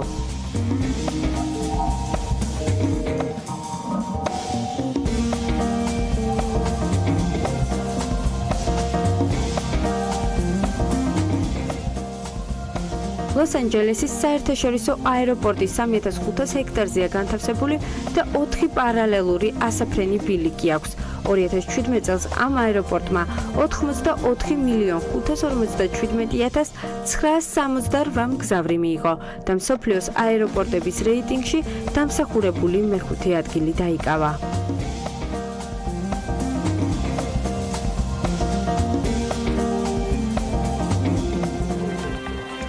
მოკლედ, სანამ ფრენებზე გადავალთ, მთავარი ახლა მიწასაპარად მოძრაობაა და თან საინტერესო არის რამდენ საცობების გარეშე მოვახერხებთ ამას. შესაძლოა ეს ლაგუნავერის მიმდებარე ტერიტორიაზე უახლოეს მომავალში შესაძლებელიც გახდეს, თუმცა ჯერ ამასთან დაკავშირებით კვლევაა ჩასატარებელი, რაზეც თბილისის მერი ამბობს, რომ ყველაზე დიდი პრობლემა სწორედ ეს ნაწილია. როგორც აღმოჩნდა, ბიზნესთან საუბარი უფრო ადვილი ყოფილა, რადგან მათთან მოლაპარაკებები დასრულებულია. ნილონგურაშვილი უნდა შემოგვიერთდეს ახლა სწორედ ამ თემით დილა ნინი დილამშვიდობის გისმენთ ყურადღებით. დილამშვიდობისა გიორგი, ანა მიზანმები ჩვენ მაყურებელსაც არსებობს თუ არა თეორიული შანსი იმისა, რომ ლაგუნავერის ტერიტორია საცობებისგან განიტვირთოს? თეორიული კი, მაგრამ პრაქტიკული არა. არსებობს, რადგან კვლევის პასუხები არ არის, შესაბამისად მერიამ არ იცის, ეფექტური იქნება თუ არა იმ პროექტის განხორციელება, რასაც კალაძე გეგმავს. სამაგიეროდ ვიცით ის, რომ ბიზნესი თანამშრომლობს დედაქალაქის მერიასთან და შესაბამისად დასრულებულია საუბარი იმასთან დაკავშირებით, რომ შესაძლოა ამ ადგილას ის სამი ბენზინგასამართი სადგური აიღონ, რაც რეალურად შეიძლება ითქვას, რომ დღეს ეს ქმნის აქ საცობების პრობლემას. მოდი მოვისმინოთ ახლა კალაძის კომენტარი. განხორციელება თავისუფლად არის შესაძლებელი. ჩვენ უკვე მოლაპარაკებები ფაქტურად დასრულებული გვაქვს ყველა ბენზინგასამართი სადგურის მფლობელთან და არანაირ პრობლემას არ წარმოადგენს. ზოგ შემთხვევაში მივიდივართ ადგილმონაცვლეობით, ზოგ შემთხვევაში გამოსყიდვით, თუმცა ყველაზე დიდი პრობლემა საბოლოო ჯამში, რასაც ეხა ველოდებით ვკვლევებს, ეს არის რამდენად ეფექტური იქნება პროექტის განხორციელების შემდეგ გამტარუნარიანობა. არის თუ არა შესაძლებელი ლაგუნავერის ტერიტორიაზე ბენზინგასამართის სადგურების აღება? პრაქტიკული შანსი ამისი არსებობს, რადგან თანამშრომლობს ბიზნესი თბილისის მერიასთან, თუმცა მათთანაც კალაძე მიუხედავად იმისა თქვა, რომ მოლაპარაკებები მათთან დასრულებულია და დადებითი პასუხია, ბიზნესი ამბობს, რომ ჯერ ბოლომდე დეტალები ჩვენც არ ვიცით, შესაბამისად ამ კვირის ბოლოს მათ ეცოდინებათ ყველაფერი ამ საკითხთან დაკავშირებით. Just how that Şu dakikalarda durumda davasılır. Sanki problem. Kızartamak konstruksiyoner çıkarttığında bir tarafçı olur. Ara var ne kadar sana karşıya mesafes koş. Kıyıdan ne bu başı, şöyle başı yapmadı. Kıyıdan ne bu başı bir kere bir saat sonra ama tosan olur. თარიღი და დრო მართალია არ ვიცით ჯერ საცობებისგან როდისგან იტვირთება, მაგრამ ვიცით ის, რომ ამ კვირის ბოლოს სავარაუდო პასუხი გვეცოდინება თუ რას აპირებს თბილისის მერია ლაგუნავერის ტერიტორიაზე. ეს ყველაზე პრობლემატური ლოკაცია არის. დღის ნებისმიერ მონაკვეთში, კი ბატონო, გეთანხმები. მადლობა ნინო ონგურაშვილს ჩართვისთვის და იმედი გვაქვს, რომ ამ კვლევასთან დაკავშირებითაც მერია ზუსტად ისეთივე ოპერატიული იქნება, როგორც იყო ბიზნესთან მოლაპარაკებებში, რომლებიც წინასწარ ამბობენ, რომ წინარე დასტური ამასთან დაკავშირებით, რომ გადაიტანონ ბენზინგასამართი სადგური ლაგუნავერის მიმდებარე ტერიტორიაზე, რათა შემდგომ უკვე მოხდეს და დაიშვას შესაძლებლობა გზის გაფართოებისა არსებობს. ამ კვლევიდან კიდევ ბევრი საინტერესო ამბავი გვეცოდინება და დარწმუნებულება, რომ ბევრ სიახლესთან დაკავშირებით ჩვენი მაყურებელიც აუცილებლად დაუყოვნებლივ იქნება საქმის კურსში. ჩვენ კი უკვე სხვა თემაზე უნდა გავაგრძელოთ საუბარი. ბიზნესისა და ტექნოლოგიების უნივერსიტეტი რიგით მესამე სტუდენტური ჰაკათონის მასპინძელია, თან ისე რომ ოფიციალური პარტნიორი ამჯერად IBM-ი გახდა. IBM 2009 წელს კვლევების სტატისტიკური დამუშავების მსოფლიოში უმსხვილესი ანალიტიკური პროგრამა SPSS-ი შეიზღიდა და პარტნიორობის ფარგლებში PTU-ს გამარჯვებულ გუნდს სწორედ IBM-ი დააჯილდოებს. ასევე პროდუქტის განვითარებასა და მდგრადობის შენარჩუნებაშიც დახმარებას გაუწევენ. ჰაკათონში მონაწილეობა კი PTU-ს ყველა სტუდენტს შეუძლია, რომელთა შორისაც 2-დან 4 წევრამდე გუნდი უნდა ფორმულირდეს. სწორედ ამ თემაზე ვისაუბრებთ ახლა სტუმართან ერთად. ნინო ენუქიძე ბიზნესისა და ტექნოლოგიების უნივერსიტეტის ფაკულტეტის დეკანია საქმიანი დილის სტუდიაში. ნინო, მოგესალმებით. მოგესალმებით. დილამშვიდობის. დილამშვიდობის. HP, Bitfury, Emercoin-ი, IBM-ი თქვენ ძველი პარტნიორია. რა ხდება, რა ამბავია, მოკლედ არც ერთი საერთაშორისო ბრენდი არ დატოვეთ. როგორც BTU-ში არიან, წარმოადგენენ ნეტა საქართველოს ესე იყვნენ, აქტიურობდნენ, მე მხოლოდ გამიხარდებოდა. მადლობა მოგზაურობისთვის. მადლობა მოწვევისთვის, ეს მნიშვნელოვანი თემა არის და საერთოდ დღიდან დაარსებისას ვცდილობთ, რომ უნივერსიტეტში გავახორციელოთ ისეთი პროექტები, რომელიც ტექნოლოგიებს და ბიზნესს ერთმანეთთან აკავშირებს. IBM-ი ჩვენი დიდი ხნის პარტნიორია, შემოვერთდა ახლა უკვე ჰაკათონს, იმიტომ რომ თემაც არის შინაარსობრივად მათთვის საინტერესო, ეს არის კვლევები. ჩვენ ვიცით, რომ კვლევები ძალიან მნიშვნელოვანია, მაგრამ ისიც ვიცით, რომ კვლევის ჩატარება ძალიან ძვირადღირებული პროდუქტია, როგორც წესი ამას მსხვილი კომპანიები ახორციელებენ. ჩვენი მიზანი არის, რომ სტარტაპებისთვის, მცირე და საშუალო ზომის კომპანიებისთვის შევქმნათ ისეთი ციფრული პროდუქტი, რომელიც კვლევის ხელმისაწვდომობას გაზრდის, გაიაფებს და დროში შეამცირებს კვლევის შედეგების, რეალური შედეგების მიღებას. ხვალ ვიწყებთ ჰაკათონს და ძალიან მაღალი მოლოდინი გვაქვს. მითხარი წინარე, ანუ ეს ინტერესი როგორი იყო მოსამზადებელი სტუდენტების, ეს არის ყველაზე მთავარი. მათი ენთუზიაზმი არის ყველაფრის ზომიდან მდგენელი. იმის გამო, რომ მაგალითად მეორე ჰაკათონი, რომელიც შარშან ჩავატარეთ, იყო ძალიან საინტერესო, ძალიან ბევრი კარგი პროდუქტი გაჩნდა, განათლებას ეთმობოდა ეს ჰაკათონი და არა მხოლოდ ის, ვინც გაიმარჯვა, არამედ უბრალოდ მონაწილეებმაც განავითარეს ისეთი პროდუქტები, რაც ჩვენთვის არის უნიკალური. მაგალითად, ხელოვნური ინტელექტის ინტეგრირება განათლებასთან რაც არათუ საქართველოში, ზოგადად მსოფლიოში ძალიან ცოტა სასწავლებელს შეუძლია ამით იამაყოს და სულ რამდენიმე დღეში ჩვენ გვაქვს ღია კარის დღე, რომელსაც უკვე ხელოვნური ინტელექტით ვატარებთ და კი და ადამიანური რესურსი ძალიან ნაკლები იქნება. ფორმატი არის ის, რომ ხელოვნური ინტელექტი შეუძლია აბსოლუტურად სრულფასოვანი კომუნიკაცია აბიტურიენტთან ამ შემთხვევაში არა მხოლოდ თქვა ჩაბარებასთან დაკავშირებულ პროცედურებზე, არამედ განათლებასთან დაკავშირებულ ყველა საკითხზე, რაც ჯერჯერობით ჩვენ ვასწავლეთ. რომ არაფერი და ჩაბარებას უკვე საინტერესო ამბავი. კი, ძალიან საინტერესოა და ზუსტად იმის გამო, რომ წინა ჰაკათონს ესეთი საინტერესო პროდუქტებით დავასრულეთ წინა ჰაკათონი, წელს ინტერესი და მოლოდინი ძალიან მაღალი არის. სწორედ ამიტომ ვფიქრობ, რომ ესეთი მსხვილი პარტნიორიც დაინტერესდა ჩვენთან თანამშრომლობით და რა ვიცი, ნახოთ ორი დღე მე შესაძლოა აღნიშნო, რომ კონკრეტული კრიტერიუმები არსებობს და მოდი ახლა ცოტა პრაქტიკული ინფორმაციაც მივცეთ დაინტერესებულ ადამიანებს, თუმცა დარწმუნებულია, რომ ისინი ხელოვნური ინტელექტით თუ ისე ადამიანური კომუნიკაციით ასევე მიიღებდნენ ინფორმაციას. გუნდების დაკომპლექტებისათვის კონკრეტული კრიტერიუმები არსებობს, რა ვალდებულებები ექნებათ, რა საჭიროებები დგას იმისათვის, რომ ამ ჰაკათონში ჩართვა მოახერხონ ახალგაზრდებმა. ეს არის რაღაც კონკრეტული ასაკი, კურსი, სასწავლო თქვათ მიმართულება თუ ასე შემდეგ. ჰაკათონში მონაწილეობა შეუძლია ბიზნესის და ტექნოლოგიების უნივერსიტეტის ყველა სტუდენტს განურჩევლად იმის IT-ის პროგრამაზე სწავლობს თუ ბიზნესის პროგრამებზე. მთავარია, რომ კოდინგის რაღაც მარტივი საფუძვლები იცოდნენ, ელემენტარული საფუძვლები იცოდნენ და ეს საკმარისი არის. ყველაზე მნიშვნელოვანი ჩვენთვის არის ის, რომ იყოს ინოვაციური იდეა, არა ისეთი იდეა, რომელიც განხორციელებული, არამედ სრულად რაღაც ახალი ტექნოლოგიური პროდუქტი შეიქმნას.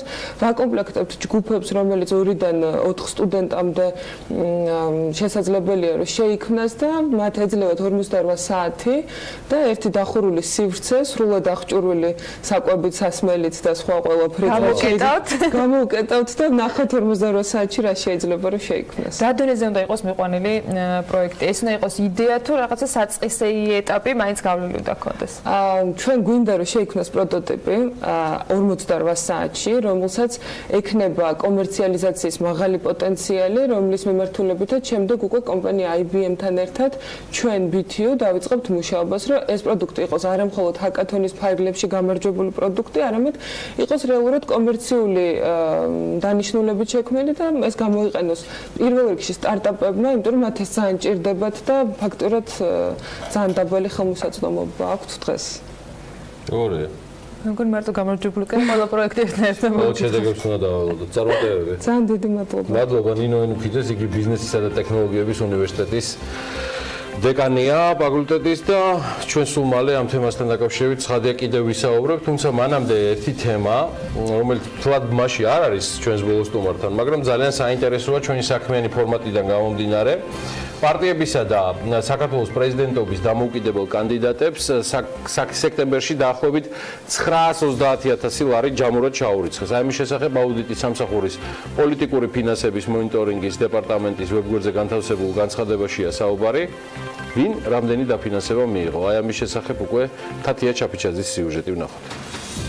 პირველიდან 20 სექტემბრის ჩათვლით შემოწირულობების საერთო მოცულობა 930,000 ლარს გადააჭარბა. ყველაზე მეტი შემოწირულობა ერთიანმა ნაციონალურმა მოძრაობამ მიიღო. მათზე საერთო შემოწირულობების თითქმის ნახევარი 442,691 ლარი მოდის. მეორე ადგილს იკავებს დამოუკიდებელი კანდიდატი სალომე ზურაბიშვილი. მის სასარგებლოდ ჩარიცხული თანხის მოცულობამ სექტემბერში 320,245 ლარი შეადგინა. მესამე ადგილზე კი 91,196 ლარით ევროპული საქართველოს მოძრაობა თავისუფლებისთვის არის. რაც შეეხება სხვა კანდიდატების შემოწირულობებს 35,000 ლარით მეოთხე ადგილზე სამოქალაქო პლატფორმა ახალი საქართველოა. მეხუთეზე კი დამოუკიდებელი კანდიდატი ბესარიონ თედიაშვილი. ათეულში მე-7 ადგილს გირჩი, ხოლო ბოლო ადგილს 200 ლარიანი შემოწირულობით საინიციატივო ჯგუფის მიერ წარდგენილი კანდიდატი კახაბერ ჭიჭინაძე იკავებს. ერთიანი ნაციონალური მოძრაობის ყველაზე მსხვილი შემომწირველი სექტემბერში დავით კირკიტაძე იყო. მან პარტიას 60,000 ლარი შესწირა. 30,000 ლარი კი ნაციონალურმა მოძრაობამ ნიკანორ მელიასგან მიიღო. მართველი პარტიის მიერ მხარდაჭერილ კანდიდატებს 50,000 ლარი შესწირეს ვახტანგ ლაღიძემ და დავით თოფურიძემ. კახაბერ კობაივანოვმა, ირაკლი ქაფიანიძემ და დიმიტრი ადამიამ კი სალომე ზურაბიშვილს 60,000 ლარი. ბოლო მონაცემებით ირაკლი ქაფიანიძე პრაიმარქის, დიმიტრი ადამია გორგასალი რეზიდენსის ხელმძღვანელობდა, ხოლო კახაბერ კობაივანოვი ევრაზია დეველოპმენტ გრუპის 100%-იანი წილის მმართველად ფიქსირდება. რაც შეეხება ევროპულ საქართველოს ამ შემთხვევაში ყველაზე მსხვილი შემოწირულობა სექტემბერში ფიქსირდება ნათია მილდიანის მიერ. მეორე ადგილს კი 5000 ლარით გურამ იაშვილი იკავებს.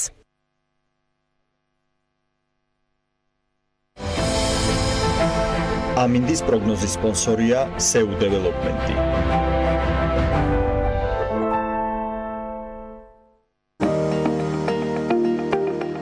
ამინდის პროგნოზის სპონსორია სადაზღვევო კომპანია უნისონი. თავისუფალი დაზღვევა თქვენი სიმშვიდისათვის.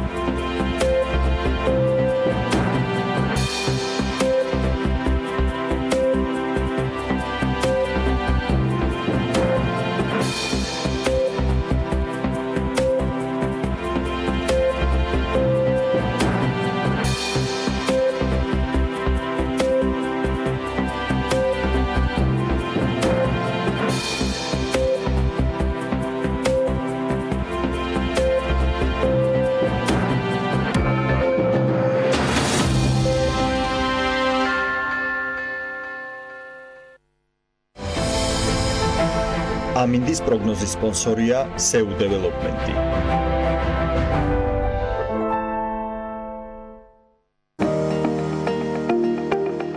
ამინდის პროგნოზის სპონსორია სადაზღვევო კომპანია უნისონი.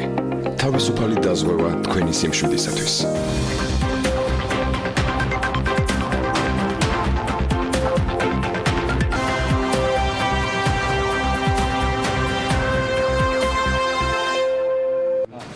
კლუბ დეტროიტ პისტონსის მოქმედი კალათბურთელი 17 წელი საქართველოს საკალათბურთო ნაკრების წევრობის შემდეგ საზაფაჩულია საკალათბურთო გუნდის დინამოს და მისი სამწნოლო ბაზის NBA-ის მფლობელი გახდა. არა. ის მთელი ინფრასტრუქტურა რეალურად ანა, რომელიც აქვს უკვე საკლუბო გუნდ დინამო თბილისს და ეს საკმაოდ დიდი ბაზა იყო და არის. ეს უკვე მთლიანად გადმოვიდა ინვესტორების ხელში, ამ შემთხვევაში ინვესტორებიდან კლუბ საქართველოს ბანკი პატრონაჟს 8 წლის განმავლობაში უწევდა და ეს ინფრასტრუქტურა მის მფლობელობაში იყო. კლუბის ხარდაჭერას კიდევ 2 წლის განმავლობაში საქართველოს ბანკი სხვათაშორის გააგრძელებს. ეს ძალიან მნიშვნელოვანი დეტალი არის ამ შეთანხმებისა, რომელიც ვიცი რომ დიდხანს მზადდებოდა, იმიტომ რომ ეს ჩვეულებრივი ბიზნეს პროცესია, რომელიც ყველა დეტალის გათვალისწინებას ითვალისწინებს, თუმცა ახლა დინამო სრულად ახალი გამოწვევების წინაშეა და სხვათაშორის ახალი მფლობელებით. ერთ-ერთი, რომელიც ყოველთვის თავაზიანად თანხდება, რომ იყოს ჩვენთან ერთად, სწორედ საკალათბურთო კლუბის თბილისის დინამოს თანამფლობელი სტატუსით არის ჩვენთან. შიოხეცურიანი ქალბატონო დავატანება მიესალმებით. გილამშვიდობის. გილამშვიდობის გიორგი, მოგესალმებით, მოგესალმებით ელენო. მიხარია რომ ეს ამბავი ესე დასრულდა და საკმაოდ კარგად და წარმატებით, მაგრამ გამოწვევა საკმაოდ დიდია შეეძინა. დიდი ხანია უკვე უზიხართ ამ თემას ზაზასთან ერთად. კი, გამოწვევა ნამდვილად დიდია, პასუხისმგებლობაც დიდია ჩვენთვის. თემა დიდი ხანია გვაინტერესებს, აქტიური მოლაპარაკებები საქართველოს ბანკთან უკვე თვეზე მეტია მიმდინარეობს და საკმაოდ ესე ინტენსიური მოლაპარაკებები იყო. მადლობა მინდა გადაუხადო საქართველოს ბანკს პირველ რიგში იმ 8 წლისთვის, რაც გააკეთეს თბილისის დინამოსთვის და იმისთვის, რომ ეს გადაწყვეტილება მიიღესო ჩვენთან ეთანამშრომლად ეპარტნიორად ჩვენთან და რა თქმა უნდა, როგორც აღნიშნავ, ის 2 წელი, რომელიც ჩვენთან ერთად გააგრძელებენ თანამშრომლობას, ჩვენთვის ძალიან მნიშვნელოვანი. დრას ნიშნავს 2 წელი და კიდევ იმის იქით ახალი თანამფლობელები დინამოსათვის საკალათბურთო გუნდს გულისხმობ რეალურად რა გადმოვიდა თქვენს ხელში და რა გეგმები გაქვთ? ანუ რისი მართვა გაქვთ გეგმაში და რა უნდა გააკეთოთ? საქართველოს ბანკის საკუთრება იყო კლუბი თბილისის დინამო, რომელიც არის სუპერლიგის მონაწილე და რომელიც არის ქვეყნის ჩემპიონი. ეს კლუბი გადმოვიდა 100% ჩვენ საკუთრებაში, ასევე კლუბის ინფრასტრუქტურა, ბაზა, დინამოსი, ესეც ჩვენს მფლობელობაში გადმოვიდა 100%-ით. ჩვენთვის მე ზაზადაც გეგმები ესეთი გვაქვს და მიზანი ესეთი გვაქვს, რომ პირველ რიგში ჩვენი თელი გამოცდილება, თელი ჩვენი ცოდნა მოვახმაროთ ბავშვების ახალგაზრდა კალათბურთელების განვითარებას და რა თქმა უნდა არ გვინდა დავიწყოთ გამოცდილი კალათბურთელები, გვინდა რომ გუნდი იყოს კონკურენტუნარიანი სუპერლიგაში, მაგრამ აქცენტი აუცილებლად გაკეთება ბავშვებზე, რეგიონებზე, გვინდა სკაუტინგი გავაკეთოთ სხვადასხვა რაიონიდან, ვეძებოთ ბავშვების პერსპექტიული ახალგაზრდები ჩამოვიყვანოთ თბილისში და მათ მივცეთ საშუალება, მათაც და აქ ცხოვრებ ადამიანებსაც მივცეთ საშუალება რომ ითამაშონ დიდი კალათბურთი, ითამაშონ ევროპაში, ითამაშონ ამერიკაში და რაც ყველაზე მთავარი მიზანია ჩვენთვის ეროვნული ნაკრებისთვის მომავზადოთ შესაბამისი კალათბურთელები. რამდენად პროცესთან დაკავშირებით ამას ცოტა ხანში დაუბრუნდებით, მაგრამ არის თუ არა რაიმე ისეთი დრამატული ცვლილებები, რომელზეც უკვე შეგიძლია საუბარი. გულისხმობ შეიძლება სახელი, ლოგო, ანუ შეფუთვა მთლიანად აი ამას ბრენდინგს აპირებთ უკვე თუ ეს ჯერ უკვე მსჯელობისაგანი იქნება მომავალში. პირველი დღეს ძალიან აქტიურად განიხილებოდა რომ ლოგო შეცვალეთ, რამოდენიმე გულშემატკივარი მოგწერა. კი, მოგწერა სოციალურ ქსელშიც ესე აქტიურად. რებრენდინგი განიხილება, განვიხილავთ ამას. ესეთი რადიკალური ცვლილება თვითონ თანამშრომლობის მიმართ, კლუბის წევრების მიმართ, მოთამაშეების მიმართ არ განიხილება. პირიქით შევხვდით მათ, უთხარით რომ მათი საფიქრალი არ მხოლოდ კალათბურთზე ზრუნვა, მსვლელები იქნებიან ეს მოთამაშეები თუ კლუბში დასაქმებული ადამიანები, ყველანი ირჩევენ თავიანთ პოზიციებს, მათი ხელშეკრულებები აქვთ, ის ხელშეკრულება აბსოლუტურად სრულად შესრულდება, ყველა ის პირობა დაცული იქნება.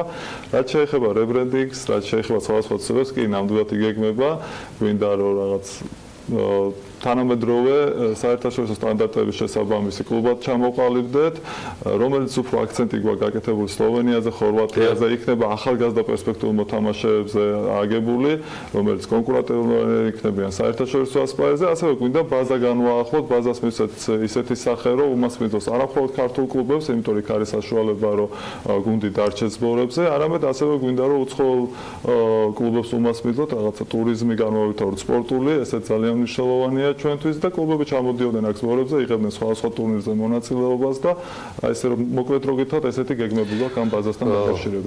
მაშინ არ ვიცოდი და შესაბამისად არ გაუშვებდი შანსს ხელიდან, როცა ზაზაფაჩულია იყო ჩვენთან სტუდიაში ჩამოსვლისას, რომ ეს მეკითხა, ალბათ იდეაც ნედლი იყო, მაგრამ ჩემი კითხვა ნახერაში მდგომარეობს, ზაზას ძალიან ბევრი სხვადასხვა ტიპის აქტივობა აქვს საქართველოში. ბიზნეს აქტივობებია, სოციალური პროექტებია, ქველმოქმედების მიმართულება არის, საგანმანათლებლო მომენტიც ძალიან აინტერესებს.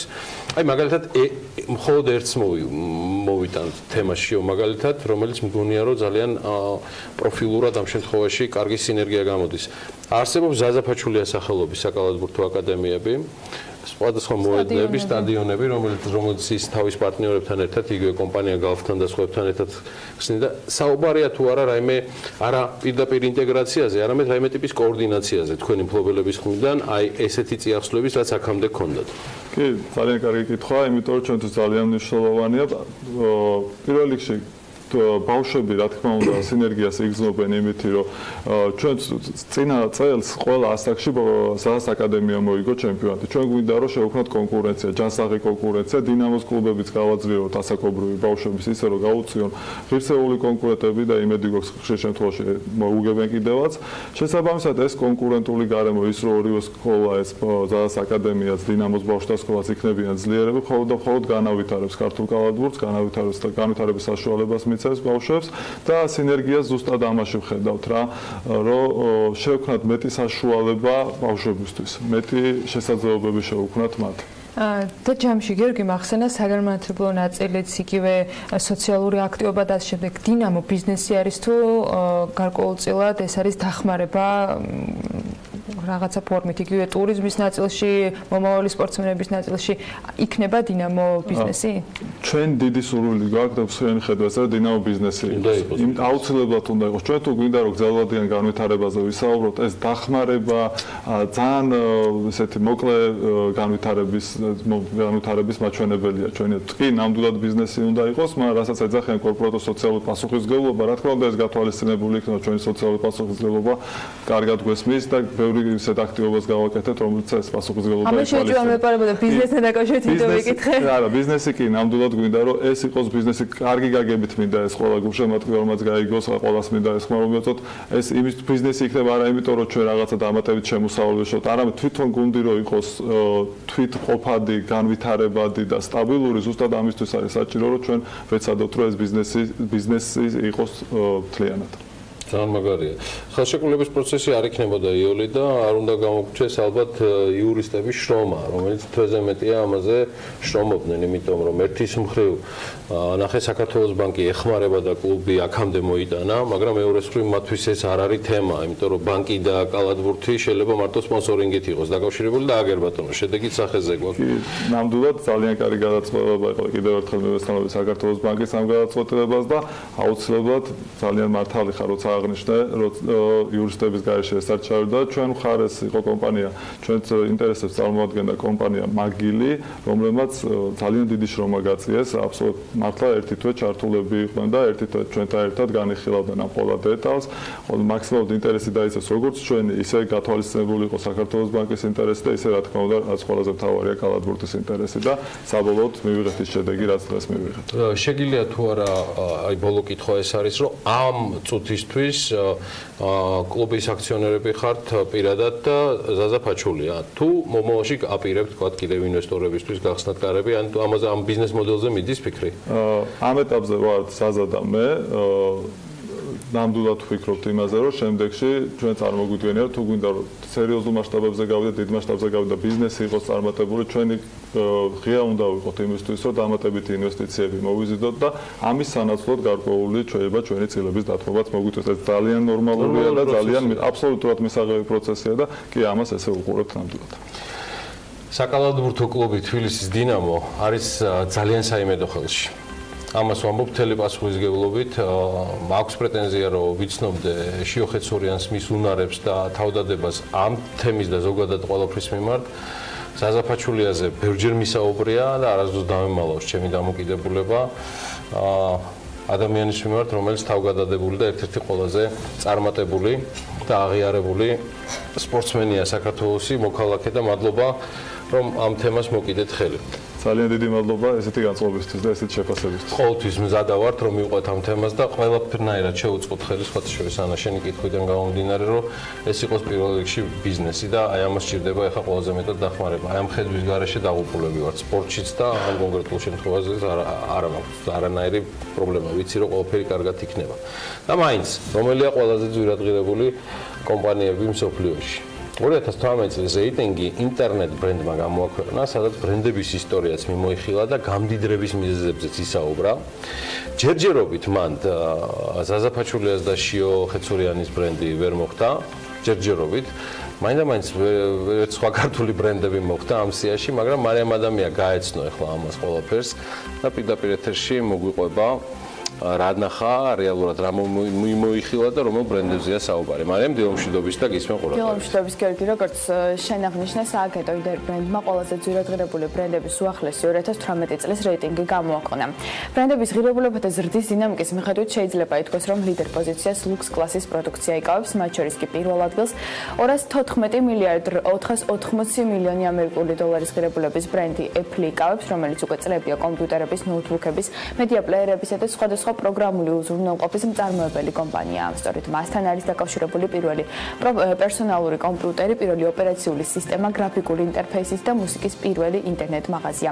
Apple-ს კი რეიტინგში 155 მილიარდ 506 მილიონი დოლარის ღირებულებით კომპანია Google მოსდევს, რომელიც საკუთარი არსებობის ისტორიას 1998 წლიდან იწყებს და დღეს ერთ-ერთი ყველაზე პოპულარული კომპიუტერული ძებნის სისტემა მთელს მსოფლიოში.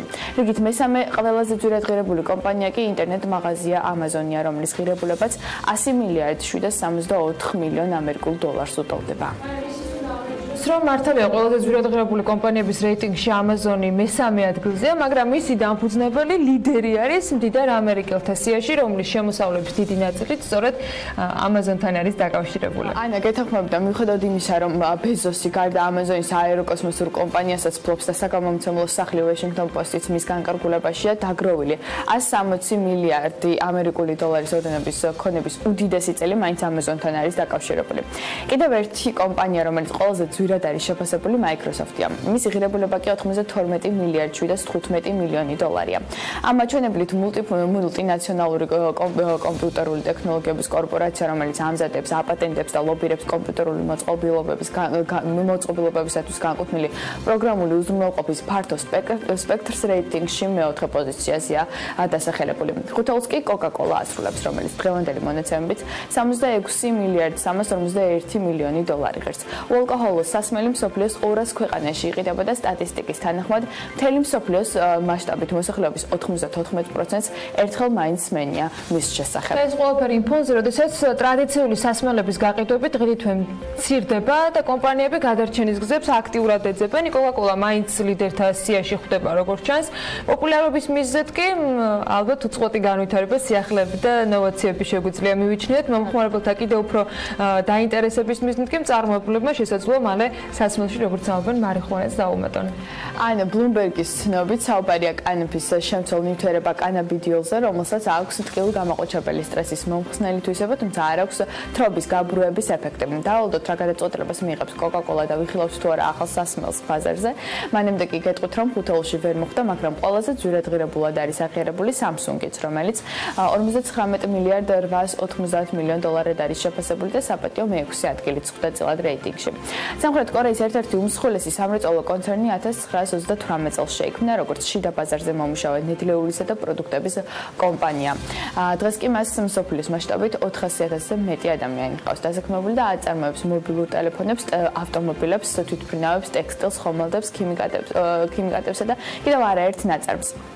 Samsung-ს კი რეიტინგში 53 მილიარდ 404 მილიონ დოლარად შეფასებული იაპონური ავტომობილების მწარმოებელი კორპორაცია Toyota Motor Corporation იმოსდევს, ხოლო ტოპ 10-ის ბოლოს სამ პოზიციას 58 მილიარდ 601 მილიონ დოლარის ღირებულების Mercedes-Benz, სოციალური ქსელი Facebook-ი და ბოლოს McDonald's ინაწილებენ შესაბამისი 45 მილიარდ 168 მილიონითა და 53 მილიარდ 417 მილიონი დოლარის ღირებულებებით.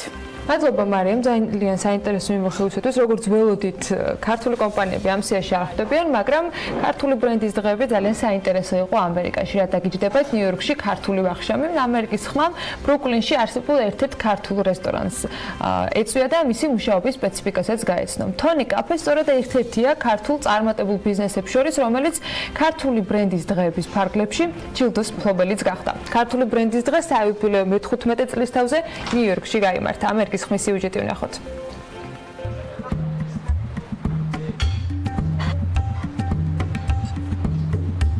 ქართული ვახშამი ამერიკაში საშუალოდ $60 დაგიჯდებათ. 90-იანი წლების მიწურულს ბრუკლინში ერთ-ერთი პირველი ქართული სამზარეულო გაიხსნა. ბიზნესი თონით დაიწყო. 2011 წელს თონე კობა ბოგდანოვმა შეიძინა და დამატებითი ფართიც აითვისა. დღეს კი ნეპტუნ ავენიუზე თონე კაფეა განთავსებული. ერთ პირველი ქართული სამზარეულოს გამცნობი ამ ქვეყნის ეს არის ამერიკაში. არა მარტო ნიუ-იორკში. ძალიან რთული ბიზნესი არის რა, მაგრამ ოდესაც აეწყობა ნორმალურია, თან გიხარი ადამიანს, რომ ასე შენ ქვეყანა, შენი ქვეყნის კულტურას, კულინარიას აცნობ. უცხოელებს, ხაჭაპური, ავიც ძალიან მოწონთ ხალხს. და მიქსი მივაგენი ძლივს, რომ ქართული ყველივით იყოს, აი ფეტათი და მაცარელათი. ზოგჯერ შეიძლება რიკოტაც დაუმატოთ ხოლმე, მაგრამ ძირითადად ფეტა და მაცარელით ვიღებთ იმნაირ ყველს, როგორიც არის საქართველოში. მოწოდებით სცადე რაღაც განსხვავებული თონე კაფეს სახელი ქართულ დიასპორას დიდი ხანია გასცდა. მის შესახებ სხვადასხვა გავლენიანი გამოცემები წერს. ნიუ-იორკში ძალიან პოპულარულია ინტერნეტ კვლევების მიხედვით, ასე ვთქვათ, რესტორნის რეიტინგის დადგენა. ამის შესახებ ჩვენზე ძალიან ბევრს წერენ. ერთ-ერთი ცნობილი ესეთი არის Grab Street-ი, რომელშიც რამოდენიმე თვის წინ გავიმარჯვეთ კვლევაში და ავღეთ პირველი ადგილი.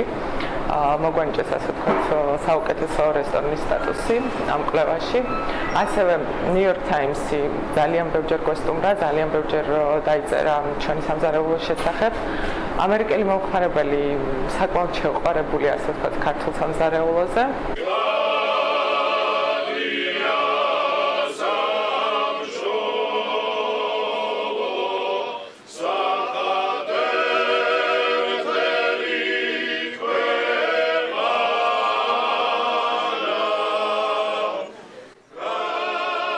თონე კაფე ერთ-ერთი ქართული ბიზნესია, რომელიც ნიუ-იორკში გამართული ქართული ბრენდის დღეების ფარგლებში დაჯილდოვდა. ქართული ბრენდის დღეები არსებობის 15 წლიანი ისტორიის შემდეგ წელს პირველად ამერიკის შეერთებულ შტატებში გაიმართა. როდესაც საქართველოს დაგაქ ყველგან აკეთებ იმას, რაც საქართველოს უნდა. ქართული ემიგრაციისთვის ეს ბრენდის ძალიან მნიშვნელოვანია. შეიძლება რაღაცა თბილისში და საქართველოში არ იყოს ესე იყო, მაგრამ აქ ძალიან დიდი მნიშვნელობა აქვს მაგას. ღონისძიებას ნიუ-იორკში ქართული კულტურის ცენტრმა უმასპინძლა. ქართული ბრენდის დღეები ამერიკაში ტრადიციულ ხასიათს მიიღებს.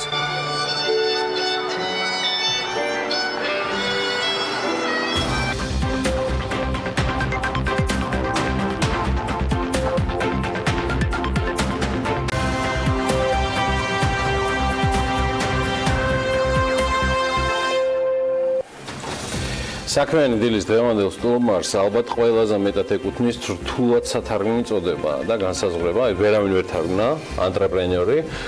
დარჩება ესეც, იგი დღემდე საქართველოში მოქმედი რამდენიმე საწარმოს დამფუძნებელი და მმართველი პარტნიორია.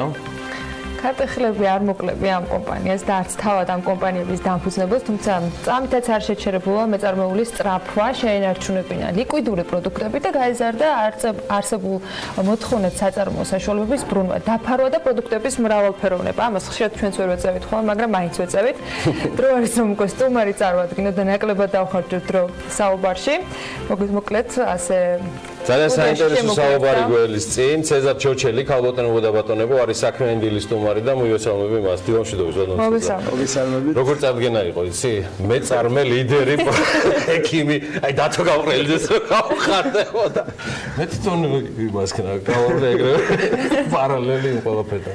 პარტნიორო ყველა კრიტერიუმებს საკმაყოფილებს. ეს არის კიდე ბევრი სამაზე დრო ბევრი გვაქვს სასაუბრო და მოდი ჩვენი ნათქვამიდან გამომდინარე რა სიახლეები გაქვთ? რომ არ ჩამოურჩეთ მიუხედავად იმისა, რომ მუდმივად ვცდილობთ, რომ ყველა სიახლესთან დაკავშირებით ინფორმირებულები ვიყოთ, მაგრამ ეს იმდენად ხშირად ხდება, რომ ხშირ შემთხვევაში მართლა რთულია დაეციოთ. დღეს რა ეტაპზე ვართ? პირველ წელს, პირველ რიგში მოგესალმებით, მივესალმებით თქვენს ტელემაყურებელს, მინდა მიულოცო თბილისობა, დედაქალაქობა. რაც შეეხება ჩვენთან არსებულ სიახლეებს, წელს ზედაზენთან მიმართებაში ძალიან კარგი სიახლე იყო, რომ მივიღეთ საერთაშორისო რეიტინგი, საკმაოდ მაღალი, რაც მე ვფიქრობ, რომ ძალიან დადებითად აისახება შემდგომში კომპანიის განვითარებაზე. რაც შეეხება სხვა მიმართულებებს, ესეთი გამოყოფილად განსაკუთრებული ისეთი არაფერი, უბრალოდ გარკვეული წარმატებები გვაქვს ადგილობრივ ბაზარზე, ექსპორტის მიმართულებით. რაც შეეხება ჩვენს მიერ დაანონსებულ ახალ პროექტებს, ჯერ ისე პროექტების დონეზე ვართ გაჩერებული. მაგაზე გადავალთ აუცილებლად, მაგრამ მანამდე მაქვს ესეთი კითხვა, მოდი ზეზანთან დაკავშირებით შედარებით ჩავშალოთ ამბავი, ჩასაშლელია ცალსახად ერთი მარტივი მიზეზის გამო, რომ არის ძალიან სერიოზული ზრდა არ არის მხოლოდ ადგილობრივი ბაზრის დაფარვასთან და ბაზრის წილის ზრდასთან, ბატონ ცეზარ, ბევრჯერ გვისაუბრია ამ თემაზე. ზრდა არის ძალიან სერიოზული და რაც ყველაზე მეტად მახარებს აგრესიული ექსპორტთან მიმართებაში. მოდი ბაზრის წილიდან დავიწყოთ ადგილობრივი ზედაზენი როგორც შემდგარი ბრენდი უკვე პოზიციონირებს აქტიურად და რა ბაზრებზე გაზარდეთ და რომელი ახალი ბაზრები აითვისეთ. აზერბაიჯანი გაიზარდა რუსეთის მიმართულება ძალიან აქტიურად მუშაობთ შუა აზიის მიმართულებით. მე ვფიქრობ, რომ მომავალი წლიდან საკმაოდ სერიოზული რაოდენობები იქნება შუა აზიასთან დაკავშირებით, გავზარდეთ არაბულ ქვეყნებთან თანამშრომლობა, ზოგადად წლევანდელ წელს ექსპორტში დაახლოებით ჩარჩენილთან შედარებით 100%-იანი ზრდა გვაქვს და მომავალ წლისთვის გაცილებით მეც ვგეგმავთ კიდევ. მოიხსნა თუ არა სტერეოტიპის ტრადიციულ ბაზრებთან დაკავშირებით ქართულ პროდუქციაზე? კი, რა თქმა უნდა. ეს არის ცალსახად მოხსნილი. ცალსახად მოხსნილია, აქ ორი აზრი არის. ანუ ყოფილი დსთ-ს თუ დსთ-ს ქვეყნები უკვე აღარ არის მარტო დომინაციაში და საუბარია ევროპაზე, არაბულ სამყაროზე. არის ევროპაზეც, არაბულ სამყაროზეც, აზიურ ქვეყნებზეც, ისე რომ შესაძლებლობები საკმაოდ დიდია. ზედაზენში ჩემი ბოლო სტუმრობისას მე ვნახე პროდუქციის რაოდენობა, რომელიც ანუ პალიტრა ხო, ჩამონათვალე ასორტიმენტი, რომელიც მე თვითონ არ მეჯერა. დღეს რა რაოდენობაზეა და რა ტიპის პროდუქციაზე ვარ დასულებული ბატონო? დღეს უკვე ვამუშავებთ საკმაოდ საინტერესო ახალ პროდუქტებს, რომელსაც ალბათ მომხმარებელი წლის ბოლოდან ან მომავალ წლის დასაწყისიდან უკვე მიიღებს. ეს იქნება კიდევ უფრო მეტად გაფართოებული ასორტიმენტი არსებული პროდუქციის მიმართულებით და ამის გარდა ემატება უკვე ესე ვთქვათ სპორტული მიმართულების სასმელები, ასევე დაახლოებით წლის ბოლომდე ან წლის დასაწყისამდე ქვეყანაში შემოყვავს რამოდენიმე მსხვილი ბრენდი კიდევ რომელიც ეს უალკოჰოლო სასმელებზე თუ ორივე მიმართულებით ეს იქნება უალკოჰოლო სასმელების მიმართულებითაც, ლუდის მიმართულებითაც, მაგრამ ეს კიდევ ერთხელ ხაზს უსვავს ჩვენი ქვეყნით დაინტერესებას უცხოური მსხვილი კომპანიების მიერ. სპორტული რო ახსენეთ, ბატონ ცეზარ, საუბარია ენერგოსასმელებზე თუ სხვა ტიპის ეს არის ენერგიზერები ეს ბაზარზე არის, ჩვენც გვაქვს ორი კარგად დაიკვიდრა, ხო? კი, რა თქმა უნდა, ამასთან ერთად ის ექსპორტზეც საკმაოდ კარგ მაჩვენებლებს გვაჩვენებს, მაგრამ ახლა საუბარია უკვე უშუალოდ სპორტული მიმართულების სასმელების განვითარებაზე, დაბალ კალორიული და ასე ვთქვათ, ვიტამინებით გაჯერებულ სასმელებზე, რომელიც ახალგაზრდებისთვისაც და იმ ადამიანებისთვის, ვინც სპორტული ცხოვრებით ცხოვრობენ, საკმაოდ სასარგებლო იქნება. მოგერია. ფაქტია, რომ სიახლეები არც მომავალში არ გვეკლდება, მაგრამ მე მინდა გადავიდე სამათეულს ავაჭარბებთ უკვე დედაზენში ბატონ თეზარ, რაც გამოდის პროდუქტების სხვადასხვა დასახელების. უკვე იმიტომ რომ რაც მე მასწავლე 32-მდე დავთვალე მაშინ. ეხლა დაახლოებით 42-ია და ემატება ეს ახალ წლებს და ახალი წლის პერიოდში რო იქნება. კი. ამ ყველაფრის ფონზე მინდა სხვა თემებზე გადავიდე და ჯამში ბატონ ცეზართან ეს კითხვები ვარ დავსვათ შეუძლებელია.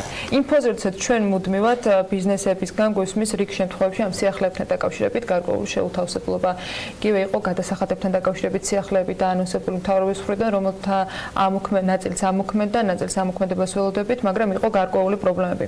თქვენი შეფასება მინდა მოვისმინოთ დღეს ეკონომიკური გუნდის მუშაობასთან დაკავშირებით, როცა ბიზნესი ასეთი აქტიურია, ამდენ სიახლეს გეგმავთ კიდევ მომავალში. დღეს არის თუ არა რაიმე პრობლემა განვითარების და არის თუ არა რამე ხელშემწყობი, თუ ეს უკვე ამდენი წლის გამოცდილების შედეგია, როცა ასე აქტიურად განვითარება ხდება? ყველაზე მეტი ხელშემშლელი მე ვფიქრობ, მაინც არის ზედმეტი ბიუროკრატია, გადაწყვეტილების მიუღებლობა. რა მიმართულებით? თუ ყველგან? ნუ ალბათ ბევრი მიმართულებით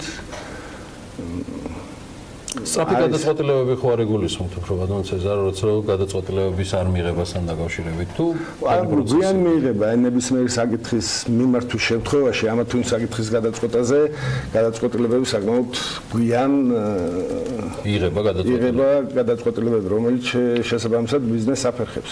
თქვენ ყველანაირი ტიპის გამოცდილება გაქვთ და ეს უფრო კომპეტენციის ნაკლები ქონა თუ სხვა ტიპის შიში, რომელიც ეს ფობიები იპყრობს ხოლმე საჯარო თუ ორთავე? ალბათ ერთიც და მეორეც. არის პრობლემები სერიოზული ისე. არის პრობლემები. შეგვიძლია კონკრეტულ მაგალითებზე ვისაუბროთ? თქვენთან დაკავშირებით. კი, შეიძლება რატომაც არა, ესე ვთქვათ. რამოდენიმე მიმართულება, ერთია სასამართლო მიმართულება, 4 წელია მიწასთან დაკავშირებით მიმდინარეობს დავა და დღემდე კიდევ ისაგურამოს მიწა ისევ გადასაწყვეტია. იქ იყო ანუ რაც BMG-მ დაიწყო მუშაობა. არა, დაიწყო, შეიქმნა. რაც BMG დაიწყო. მას მე ეს თემა მოკლედ არ ჩამოდის. კი, რაოდენ საწყაროც არ უნდა იყოს ერთი პროექტი ამ საკითხთან მიმართებაში უკვე შეჩერდა, ვერ განახორციელეთ. დღეს მდგომარეობით მუშაობთ მეორე პროექტზე, რომელიც ანალოგიურად აფერხებს ერთი ის, რომ არ დასრულა და არანაირად ეს სასამართლო პროცესი. მეორე არის, რომ პრიმიტიულად იქ საკადასტრო რაღაც ხაზებია გასასწორებელი, რომელთანაც ანალოგიურად უკვე 5 თუ 6 თვეა მიმდინარეობს მუშაობა ამ საკითხთან დაკავშირებით, რომ დარეგულირდეს. ზოგადად ეს მარტო ჩვენი პრობლემა არ არის, ზოგადად პრობლემაა. მაგ კუთხით ეს მოღარული ხმები თქვენი ეთერში ყოფნა და ამისი არ კითხვა წარმოუდგენელია. ძალიან ბევრი კითხვა სხვადასხვა მიზეზების გამო გაჩნდა ბიზნესის მიმართ, რომელსაც პირველი ეკითხებიან და მეც იგივე კითხვა მაქვს. რამდენად თავისუფალია დღეს ბიზნესი იმ პოლიტიკიდან გამომდინარე რეალურად რო ხდება, რაც ხდება ჩვენთან დღეს? აქვს თუ არა ამ კითხვას არსებობის უფლება და თქვენი შეფასება? მე ვფიქრობ, რომ დღეს ბიზნესი ძირითად ნაწილში ალბათ თავისუფალია, მაგრამ ყველა დროში მეტნაკლებობით რომელიღაც ბიზნესებს გარკვეული წინააღმდეგობები ხდება. ალბათ ეს უფრო ცალკეული კომპანიების ჭრილშია განსახილველი თავისუფლების ხარისხის მიხედვით, ვიდრე მთლიანად მე ვფიქრობ, რომ დღეს ბიზნესი ალბათ უფრო თავისუფალია ვიდრე დამოკიდებული. რამდენად კომუნიკაბელურია მთავრობა? ანუ ერთ თავარი, რაზეც ძალიან ბევრჯერ თქვენ ადრე მიუთითებდით, საჭირო იყო მუდმივი კომუნიკაცია ბიზნეს საზოგადოებასთან და აგერ ცალკეულ კომპანიებთან. ეს კომუნიკაცია დღეს არის? კი, არა, კომუნიკაციის პრობლემას მე დღეს ვერ ხედავ. უბრალოდ აქ უფრო მეორე საკითხია კომუნიკაციის შემდგომ მიღებული გადაწყვეტილებები და შედეგები. კომუნიკაციის პრობლემას ნამდვილად ვერ ხედავ. რამდენიმე ფორმატი არსებობს, როდესაც ბიზნეს ასოციაციების საშუალებით ხდება კომუნიკაცია, მეორე საკითხია პირადი თხოვნის საფუძველზე, აქ ვერ ხედავ მე პრობლემას, რომ რაღაც კომუნიკაციის პრობლემა გქონდეს. უფრო პრობლემა მეგონია, რომ მე შემდგომი გადაწყვეტილებები. გადაწყვეტილებები, რომელიც არის დამხურჭებული, ესე ვთქვი. რამდენად ანუ თქვენ ახსენეთ პირადი კომუნიკაცია, ალბათ ბიზნესებს უფრო კომფორტული იქნება, რომ საერთოდ არ იყოს საჭირო რაღაც მუდმივად ხაზზე ყოფნა იმ ადამიანთან, ვინც სათავეებში დგას და ვინც რეალურად მართველი არის ამ ყველაფრის. რამდენად მასშტაბურ საკითხებზე გიწევთ კომუნიკაცია იგივე ხელმძღვანელ პირებთან, იმიტომ რომ ბიზნეს ასოციაციების შეხვედრაზეც ამ შემთხვევაში მინისტრები, მათი მოადგილეები არიან წარმოდგენილები და ალბათ ეს გარკვეულწილად არც უნდა მიდიოდეს ხშირ შემთხვევაში, ხო, ასეთ დონემდე ეს უნდა ხდებოდეს ჩვეულებრივ გამართულ სტრუქტურულ შემთხვევაში, მაგრამ რამდენად მასშტაბური შეიძლება იყოს საკითხი, როცა ასეთ დონეზე გჭირდებათ? რეალურად ასეც ხდება. ძირითადად ბიზნეს ასოციაციის ფარგლებში დგება საკითხები, რომელიც პრობლემას წარმოადგენს, მაგრამ არის გამონაკლისი შემთხვევები, რომელზეც გვიწევს იმის გამო, რომ დაბალ დონეზე არ წყდება საკითხი, შემდგომ გვიწევს ხელმძღვანელობასთან დაკავშირება და მათი მეშვეობით მათთან უпроსორეთ ამ საკითხების დაყენება. არის საკითხები, რომელიც მაგალითად მაგალითად ანალოგიურად იგივე ჩვენ პროექტებთან დაკავშირებით, რომელიც არის 5-6 თვე არის უკვე მიმდინარეობს განხილვა. არა და საკმაოდ საინტერესო პროექტია. კეთდება ლუდის მუზეუმი, რადგანაც საქართველოს ჩამოსვლის გონია, რომ მარტო არის ღვინის ქვეყანა, არა და ამ დროს საქართველოს ერთ-ერთი პირველია ევროპაში, სადაც დაიწყო ლუდის ხარშვა, კი. ეს მეც არ ვიცი. კეთდება ლუდის მუზეუმი, ვაკეთებთ ესე ვთქვათ, ჩანაფიქრი გვაქვს. ხელოსნების უბანი, კი, ლუდის ქარხნის მიმდებარე ტერიტორიაზე. რომელიც ჯერჯერობით ბოლომდე თქვენი არ არის. ხელოსნების უბანი ეს გვინდა რომ ნებისმიერ საქართველოს ჩამოსულ ტურისტს ქონდეს შესაძლებლობა ნახოს თუ როგორ იჭედება ესა თუ ის ნაკეთობა, როგორ იქცევა ფარდაგი, როგორ კეთდება თექა. თუნდაც როგორც სრულიად ახალ ბიზნესებზე ახალ ბიზნესი არ არის, ეს ყველაფერი იქნება დაკავშირებული ლუდის ადგილობრივ წარმოებასთან, გვინდა რომ იგივე ტრადიციული მეთოდით, როგორც დღეს ხევსურეთში იხარშება ლუდი, ანალოგიურად ჩვენთან ჩამოსულ ადგილობრივ და თუ უცხოელ ტურისტს ვაჩვენოთ თუ როგორ იხარშებოდა საუკუნეების განმავლობაში ლუდი და როგორ მოიხმარდნენ მას შესაბამისად მაშინდელი ჩვენი თანამემამულეები. ტურისტებისთვის ახალი ძალიან საინტერესო ტურისტული ინფრასტრუქტურას ვამზადებთ. თან ლუდზე კიდე სხვა მიზიდულობა იქნება მერწმეტყველმა, სრულიად განსხვავებული.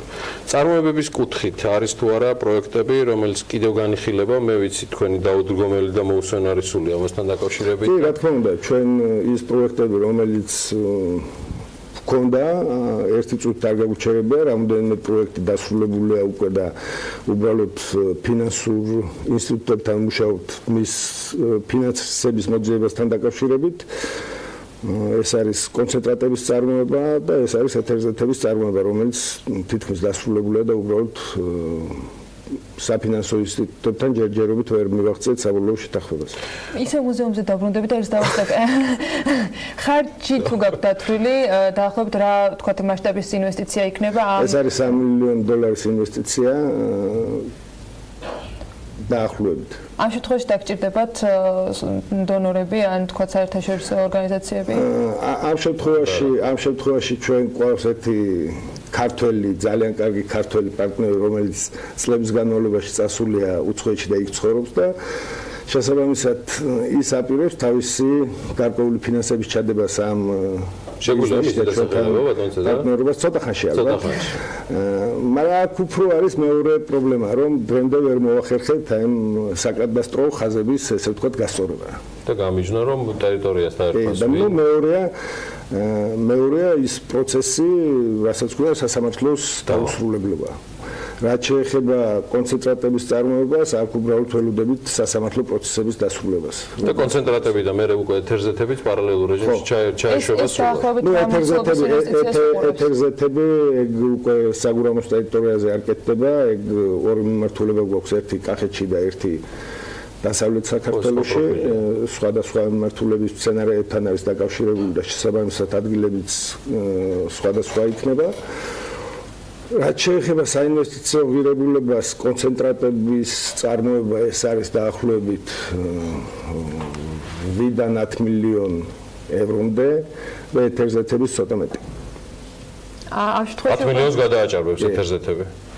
ამ ისე კომუნიკაციას მე დავუბრუნდე. როცა ასეთი ჩემთვის ნამდვილად აღსაყრდნობარებელი რიცხვები არის და თან ამდენი პროექტი ერთად, როცა ასეთ თემებზე მიდის საუბარი, რატო ფერხდება, ანუ ეს რატომ იქმნება ესეთი მიზეზები? ან ვინ შეიძლება იყოს ამ ყველაფერზე მოპასუხე თქვენთვის? ერთ შემთხვევაში სასამართლო დავები მიდის და ველოდებით სასამართლოს პრობლემა აქვს ზოგადად და ანუ ამას გადაწყვეტილობის ნაწილში. მეორე ნაწილი ეს არის ალბათ უფრო ეკონომიკის სამინისტროს გადასაწყვეტი, მე ვფიქრობ, რომ ალბათ ასეთ თემებზე თუ გაქვთ ბიზნეს ომბუდსმენთან კომუნიკაცია, რომელიც ხშირ შემთხვევაში იმ ბიზნესების, რომლებიც ჩვენთან სტუმრად არიან ხოლმე, ერთ-ერთ რგოლად ასახელებენ, რომ აი მას მიმართეს და პირდაპირ გვაქვს წერილით მიმართული სამინისტროსთვის და ველოდებით პასუხს. ამ ყველა ამ თემაზე. მას შემდეგ რაც თქვენ მოგენიჭათ რეიტინგი, ეს იყო ფაქტიურად უკვე კიდევ ერთი ნაბიჯი საერთაშორისო საფინანსო ორგანიზაციებთან. EBRD, AFC, ყველა საფინანსო ორგანიზაცია, რომელზეც თქვენი გუნდი მუშაობდა, ბატონ ცეზარ, მან როგორ პროგრესირებს ურთიერთობები, მათი ჩართულობა არა მხოლოდ ამ პროექტებში, რაც თქვენ დაასახელეთ ახალი, მთლიანად თქვენს ბიზნესებში, რა ეტაპზეა, რა ინტერესია და რა სიხილავენ ამ შემთხვევაში ახლა უკვე.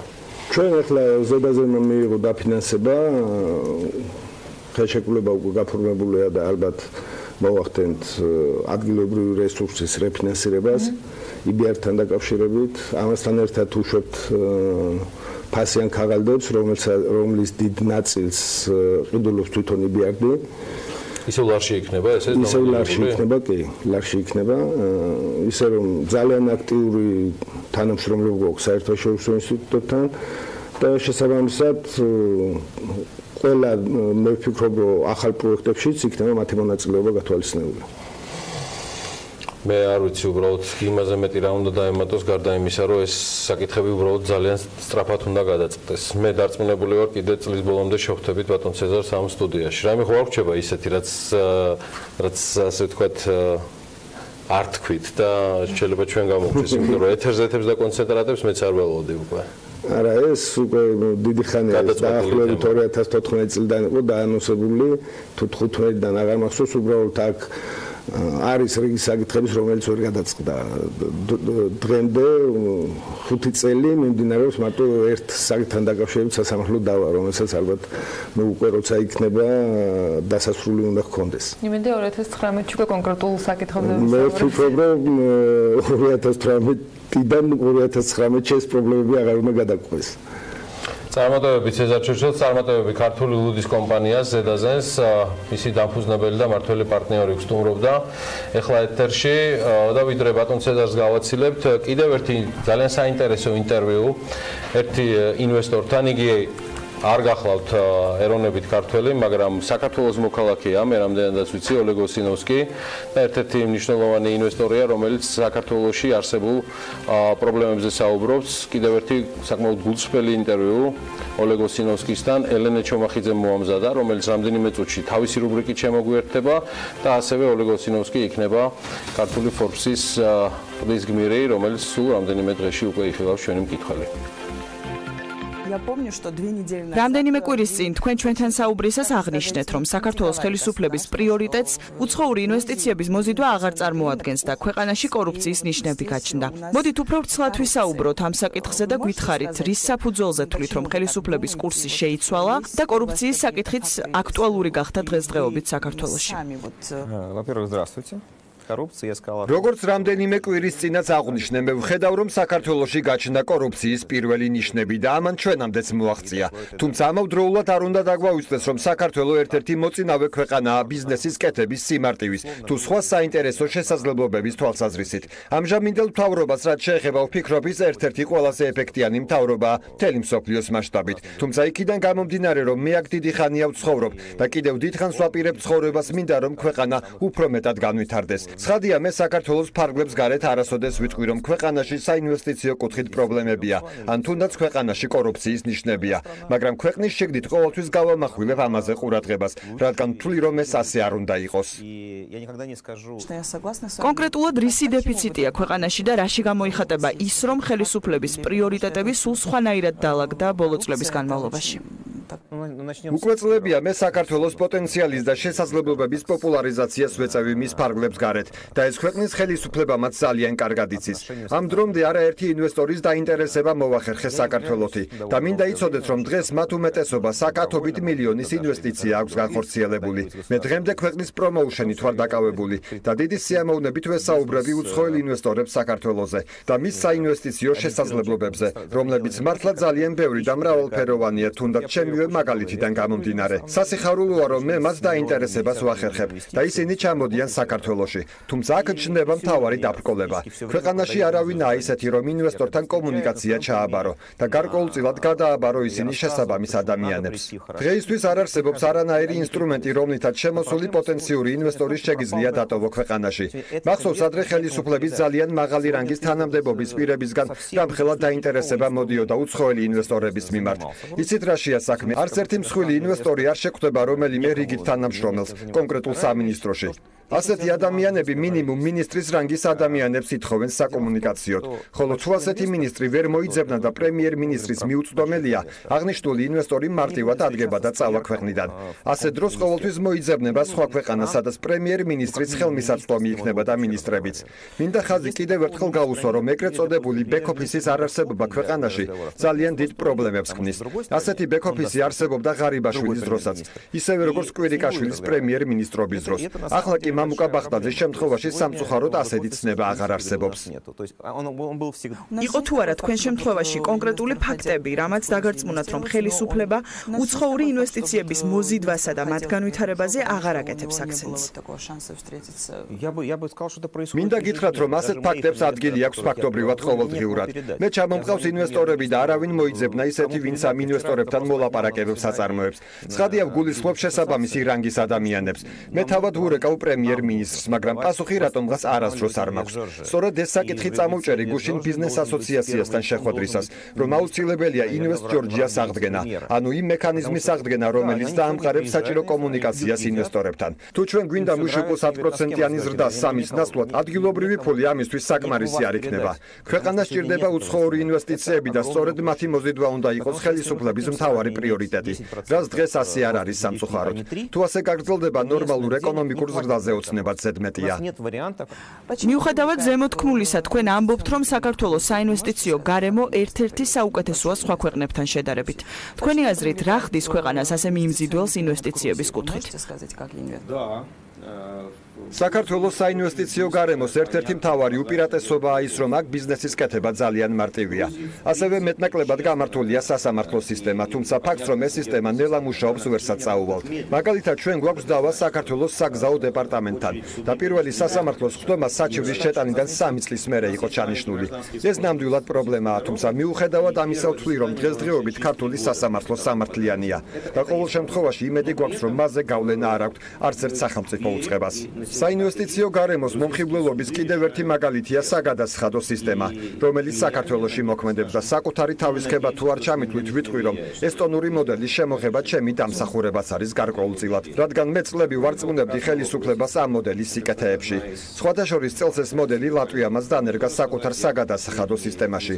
ზოგადად მიმაჩნია, რომ მოგების დაბეგრვა ძალიან ამორალური საქციელია, იმიტომ რომ ამ ქმედებით შენ ავტომატურად ამცირებს საწარმოს ეფექტიანობას. შეგიძლიათ დამისახელოთ 3 რეფორმა, რომელიც თვლით, რომ ყველაზე ეფექტიანი იყო საქართველოს ეკონომიკური პროგრესის თვალსაზრისით. პრინციპში მე ყველა ის რეფორმა მომწონს, რომელიც ამ დრომდე გატარდა ქვეყანაში. ზოგადად ყველაფერი ხომ შედარებითია. მაგალითად, საქართველოსა და ესტონეთის საინვესტიციო გარემო დღეს ძალიან გავს ერთმანეთს და უფრო მეტიც, ეს ორი ქვეყანა არის საუკეთესო საინვესტიციო გარემოს თვალსაზრისით.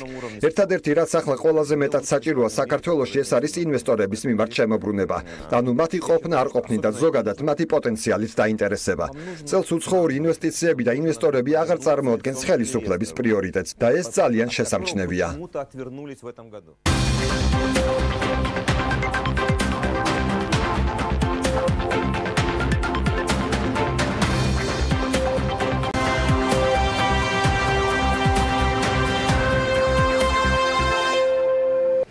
რეკლამის შემდეგ დავბრუნდით საქმიანი დილის ეთერში და ელენე ჩომახეთის რუბრიკის დროა, რომელიც დღეს ანტიკორუფციულ პოლიტიკას კანონს და საბჭოს საქმიანობის ეფექტიანობას შეეხება. დღეს საბაბუაძეს IDF-ის ანტიკორუფციული მიმართულების ხელმძღვანელს და ერკლე ურუშაძეს გამჭვირვალება საქართველოს კვლევითი პროექტების ხელმძღვანელს ანტიკორუფციული რეფორმების სფეროში. მას მიზღობს ელენე დილამშვიდობის.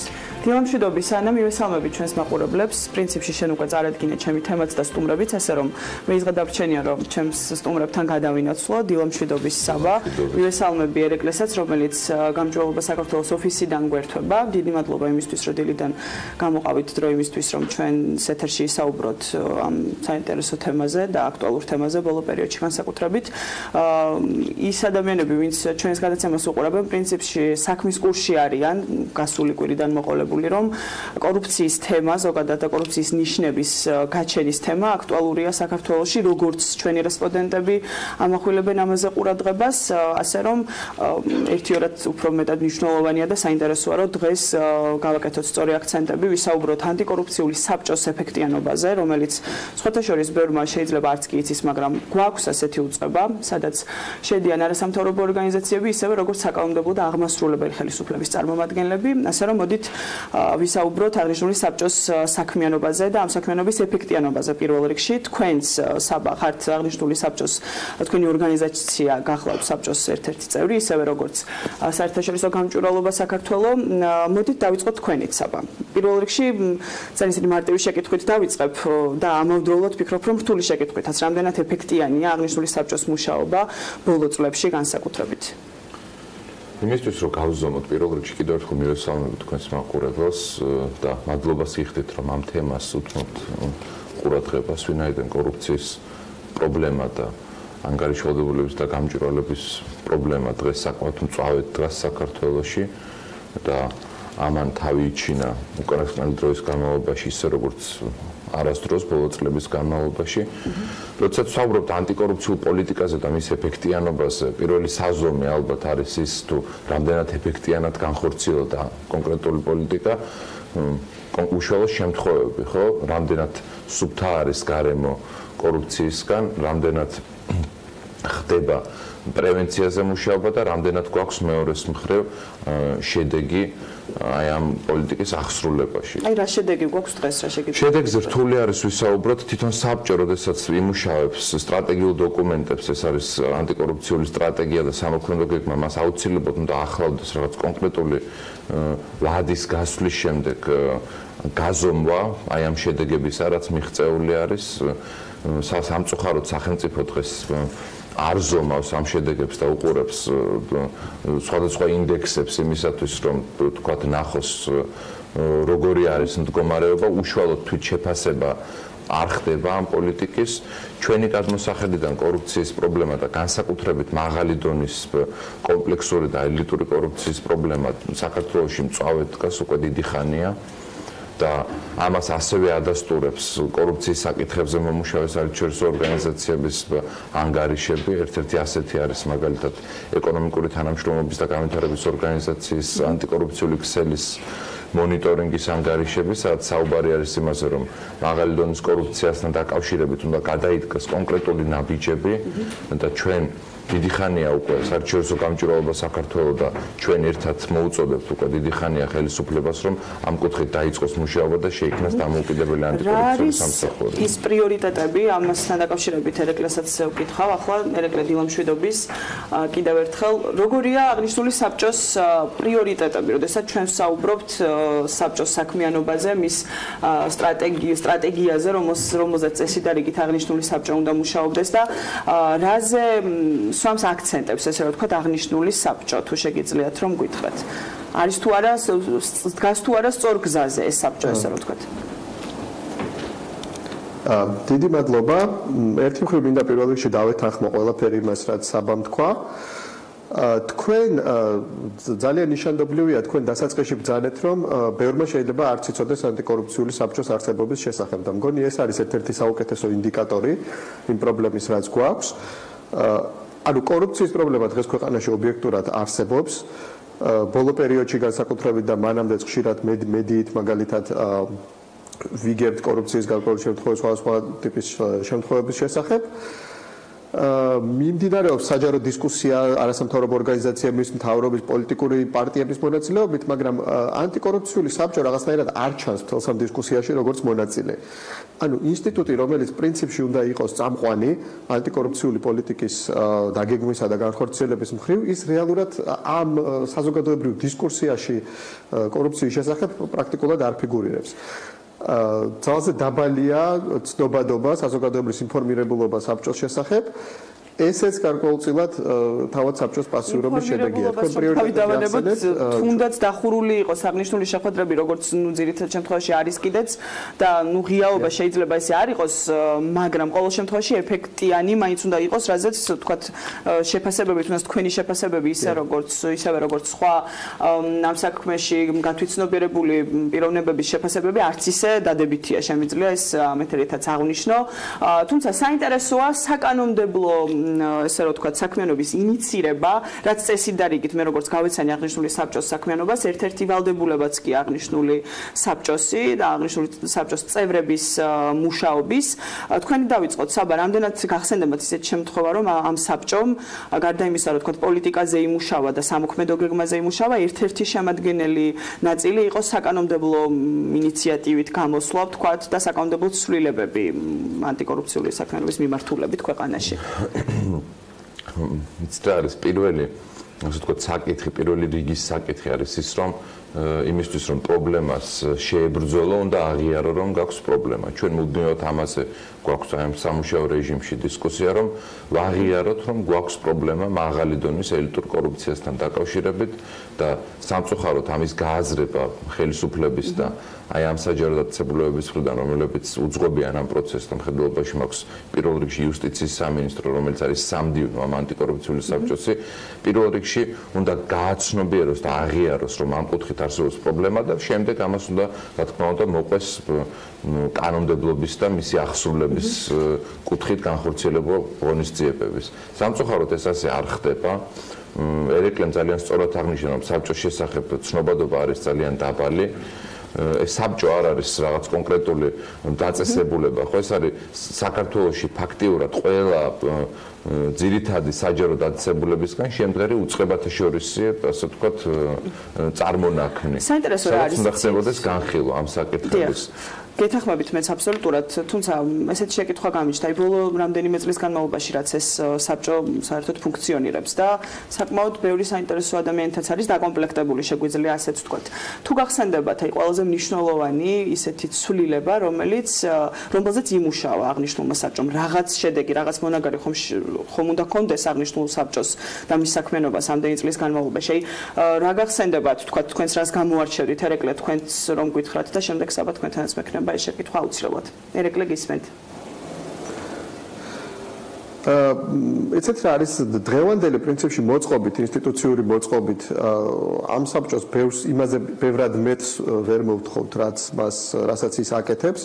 მიღწევებიდან ალბათ აღნიშნავდი ახალი ანტიკორუფციული სტრატეგიის, განახლებული ანტიკორუფციული სტრატეგიის და სამოქმედო გეგმის დამტკიცებას 2015 წელს. ეს დოკუმენტები ობიექტურად უკეთესია ვიდრე ის, რაც ჰქონდა მანამდე, მაგრამ მეორეს მხრივ არ ჩანს პოლიტიკური ნება და ეს არ ეხება უშუალოდ იმ ადამიანებს, ვინც საბჭოს სამდივნოში მუშაობენ. საბჭოს სამდივნო არის დაკომპლექტებული ძალიან კარგი მონდომებული პროფესიონალებით, მაგრამ არ არსებობს თუ ავიღებთ უკვე პოლიტიკურ ხელმძღვანელობას, როგორც იუსტიციის სამინისტროს პოლიტიკურ ხელმძღვანელობას, ისე მთავრობის პოლიტიკურ ხელმძღვანელობას და გნებავთ პარლამენტის პოლიტიკურ ხელმძღვანელობას, არ არსებობს ნება, რომ ჩვენი ქვეყნის მთავარი ანტიკორუფციული ინსტიტუტი გახდეს უფრო ეფექტური.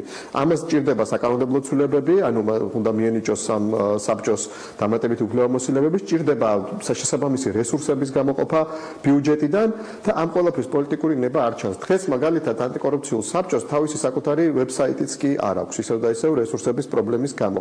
ამიტომ მე მგონია რომ ანუ საბჭოში ვის ვიგულისხმებთ, ხო ესე ჩვენი კანონი ცოტა ბუნდოვანია, იმიტომ რომ ეს საბჭო რაღაც თეორიულად არსებული ინსტიტუტია და რეალურად იუსტიციის სამინისტროს ანალიტიკური დეპარტამენტი ითავსებს. დასაწყისში უმიზედოდ არ აღნიშნავს, რომ ამ საბჭოში გარდა არასამთავრობო ორგანიზაციებისა შედიან აღმასრულებელი და საკანონმდებლო ხელისუფლების წარმომადგენლებიც ცხადია. აი რამდენად თვლით საბა, რომ საპარლამენტო ზედამხედველობა უნდა გაიზარდოს ზოგადად, როდესაც საუბრობთ ანტიკორუფციულ საქმიანობაზე ქვეყანაში, თქვენი აზრი მნიშვნელოვანია და საინტერესოა, როგორ პასუხობთ? ისევე როგორც სხვა სფეროებში საპარლამენტო ზედამხედველობა და კონტროლი არის ძალიან მნიშვნელოვანი იმისათვის, რომ ანგარიშვალდებულება გაიზარდოს უშუალოდ ამ წამყვანი დაწესებულებების და მათ მიერ კორუფციის კუთხით გადადგმული თქვათ ნაბიჯების, გარდა ამისა საპარლამენტო კონტროლი არის ძალიან ეფექტური მექანიზმი იმისათვის, რომ საზოგადოებას მივაწოდოთ ინფორმაცია პირველ რიგში თუ რა ხდება აი ამ კუთხით. გარდა იმისა, რომ საბჭო არ იკრიბება იმ პერიოდულობით, რა პერიოდულობითაც უნდა იკრიბებოდეს, ასევე ანგარიშგება პარლამენტთან არ ხდება სპეციფიურ ფორმატში. ანუ კორუფციასთან დაკავშირებულ საკითხებზე იუსტიციის სამინისტრო ერთ-ერთ რიგით საკითხად წარადგენს ხოლმე ანგარიშს პარლამენტის წინაშე და ეს რა თქმა უნდა არის პრობლემა. აუცილებელი არის არსებობდეს სპეციალური ანგარიშგების ფორმატი, სადაც საკანონმდებლო ხელისუფლებაში ხალხის წარმომადგენლებს ექნებათ საშუალება იმისა, რომ დასვან კითხვები უშუალოდ კორუფციასთან დაკავშირებით და გაეცნონ ანგარიშებს უშუალოდ ანტიკორუფციული პოლიტიკის აღსრულების ნაწილში. მანამდე ვიდრე დავასრულებთ, აუცილებლად მინდა ვიკითხო, როგორ წარმოგიდგენიათ თქვენ ყველაზე ეფექტური მექანიზმი რა არის იმისა, რომ ქვეყანაში ინვესტორები, ბიზნესმენები თუ უბრალოდ ადამიანები არ საუბრობდნენ საერთოდ კორუფციის ნიშნებზე 21 საუკუნეში, მაშინ, როდესაც პრინციპში ბოლო წლებში ჩვენ გვახსოვს, რომ არაერთი საერთაშორისო ორგანიზაციაც აღნიშნავდა, რომ ამ მიმართულებით ჩვენ მქონდა პროგრესი, მაგრამ ბოლო პერიოდში ჩვენ ყოველ შემთხვევაში ვაჟღერებთ იმას, რომ გარკვეული კერძო სექტორის წარმომადგენლები საუბრობენ კორუფციულ ნიშნებზე ქვეყანაში. აი როგორ გესახებათ თქვენ, როგორ არის ყველაზე სწორი გზა რა არის? არა მარტო კერძო სექტორი, ჩვენც ამაზე ხშირად საუბრობთ ხოლმე, როგორც IDF-ა ისე საერთაშორისო გამჭირვალობა საქართველოს. აქ ალბათ ჩვენი პოზიცია ერთიანი არის. ყველაზე დიდი პრობლემა არის ის, რომ ჩვენ არ გვაქვს სპეციალიზებული და დამოუკიდებელი დაწესებულება, რომელიც კორუფციის წინააღმდეგ პოლიტიკის დაგეგმვითაც იქნება დაკავებული და მისი აღსრულებითაც. ჩვენ აუცილებლად გვჭირდება ასეთი ტიპის დაწესებულება და ასეთი ტიპის დაწესებულება არ უნდა იყოს მიმოფანტული ჩვენი სამართალდამცავი სისტემის სხვადასხვა ნაწილებში, როგორც ეს დღეს არის და წამყვანი როლი არ უნდა გქონდეს სუს, ვინაიდან სუსი არის დახურული ტიპის დაწესებულება, რომელიც გამოირჩევა ღიაობის და გამჭვირვალობის და ანგარიშვალდებულების ნაკლებობით, ამიტომ უნდა არსებობდეს დამოუკიდებელი, მაღალი საზოგადოებრივი ნდობის და ლეგიტიმაციის მქონე დაწესებულება, რომელსაც ექნება შესაბამისი რესურსები, ისევე როგორც შესაბამისი კვალიფიკაცია და სპეციალიზაცია იმისთვის, რომ ებრძოლოს კორუფციას და ანტიკორუფციული საბჭოს, ასე ვთქვათ, სამდივნო სწორედ ამ დაწესებულებაში უნდა იყოს და ეს ამ დაწესებულებას უნდა ქონდეს როგორც პოლიტიკის დაგეგმვის, ასევე მისი ერთმნიშვნელოვნად თქვენ ამბობთ, რომ ეს უნდა იყოს დამოუკიდებელი, და გამოიყოს ყველანაირი სახელმწიფო. კი ბატონო, ეს არ არის მხოლოდ ჩვენი ორი ორგანიზაციის პოზიცია, ეს არის განსაკუთრებით უკანასკნელ პერიოდში ის პოზიცია, რომელიც ასე ვთქვათ, ნათლად იკვეთება და აუცილებელი არის, რომ ხელისუფლება ნაცვლად იმისა, რომ ჩვენი სექტორი ტენდენციურობაში და პოლიტიკურ მიკერძოებაში დაადანაშაულოს, აუცილებელი არის, რომ პრობლემას გაუსწოროთ თვალი და ვთქვათ, რომ ჩვენ დღეს გვაქვს მაღალი დონის კორუფციასთან დაკავშირებით პრობლემა და მოდით ამ პრობლემას ვებრძოლოთ ერთად. კი ბატონო, ერეკლე თქვენთანაც მექნება ეს შეკითხვა, სულ რამდენიმე წამი დაგვრჩა, უბრალოდ რომ გვიპასუხოთ თქვენ როგორ წარმოგიდგენიათ რა არის ყველაზე ეფექტური მექანიზმი, ეთანხმებით თუ არა საბას მოსაზრებას, რომ უნდა იყოს დამოუკიდებელი აღნიშნული ანტიკორუფციული საქმიანობა. დიახ, მე ვეთანხმები აბსოლუტურად ყველაფერს, რაც საბამ თქვა, ეს არის ჩვენი ერთიანი პოზიცია, ჩვენი ორი ორგანიზაციის და არა მხოლოდ ჩვენი. ჩვენ არაერთხელ მიგვიმართავს კიდევაც ხელისუფლებისთვის იმის თაობაზე, რომ დავიწყოთ დისკუსია იმის შესახებ, თუ როგორ შევქმნათ უფრო ეფექტური, უფრო ძლიერი ანტიკორუფციული უწყება. ის რომ ჯერჯერობით არავითარი გამოხმაურება ხელისუფლების მხრიდან არ ყოფილა ბოლო რამდენიმე წლის განმავლობაში, ესაც მიუთითებს იმაზე სამწუხაროდ, რომ პოლიტიკური ნება ამ პრობლემის გადაჭრის ჯერჯერობით არ არსებობს. ჩვენ ამ თემით დაინტერესებული ვართ, პრინციპში ამის ერთ-ერთი დასტურია ისიც, რომ დღეს თქვენი პოზიციების მოვისმინეთ ამ ეთერში, თუმცა ცხადია, მე როგორც დასაწყისშიც აღვნიშნე, არ არის მხოლოდ არასამთავრობო ორგანიზაციები, რომლებიც არიან ვალდებული და პასუხისმგებელი ანტიკორუფციულ საქმიანობაზე ქვეყანაში, ასევე გახლავთ იუსტიციის სამინისტრო, ისევე როგორც საკანონმდებლო ორგანო, რასაკურველია ჩვენ ვცადეთ, რომ მათი პოზიციას მოგვესმინა და დაფიქსირებული ყოფილიყო მათი მოსაზრებები და შეფასებები დღეს ჩვენს ეთერში, თუმცა როგორც ყოველთვის და როგორც ხშირად ხდება ხოლმე, იუსტიციის სამინისტროდან რესპონდენტი ჩვენს ეთერში დღესაც არ არის წარმოდგენილი, ისევე როგორც საკანონმდებლო ორგანოდან, იმედს დავიტოვებ, რომ მომავალში გვექნება საშუალება, რომ მათი მოსაზრებებიც მოვისმინოთ, საუბრობდით ანტიკორუფციულ პოლიტიკაზე ქვეყანაში და კანონზე. ცხადია, ჩვენ ამ თემებს აუცილებლად მიუბრუნდებით და კიდევ სხვა სექტორის წარმომადგენლების მოსაზრებებსაც მოვისმენთ. დიდი მადლობა საბას და ერეკლეს იმისთვის, რომ სტუმრობდნენ დილიდან. მადლობა ელენე, შენ და მადლობა სტუმრებს ამ თემის კიდევ ერთხელ გაშლისათვის და რა თქმა უნდა მომავალში ველოდებით მოპასუხე მხარეებს ამ შემთხვევაში იუსტიციის სამინისტროს საკანონმდებლო ორგანოს წარმომადგენლები ზოგადად ამ მიმართულებით ჯგუფში მომუშავე ადამიანების მხრიდან, რომლებიც დღეს არ მოისურვეს გადაცემაში სტუმრობა და დიდი სიამოვნებით ნებისმიერ დროს რა თქმა უნდა საქმიანი დილის კარი და ელენეს რუბრიკის გარდა ნებისმიერ ეთერში მზადვართ, რომ მოვისმინოთ პასუხები და არგუმენტები არსებულ პრობლემებთან დაკავშირებით.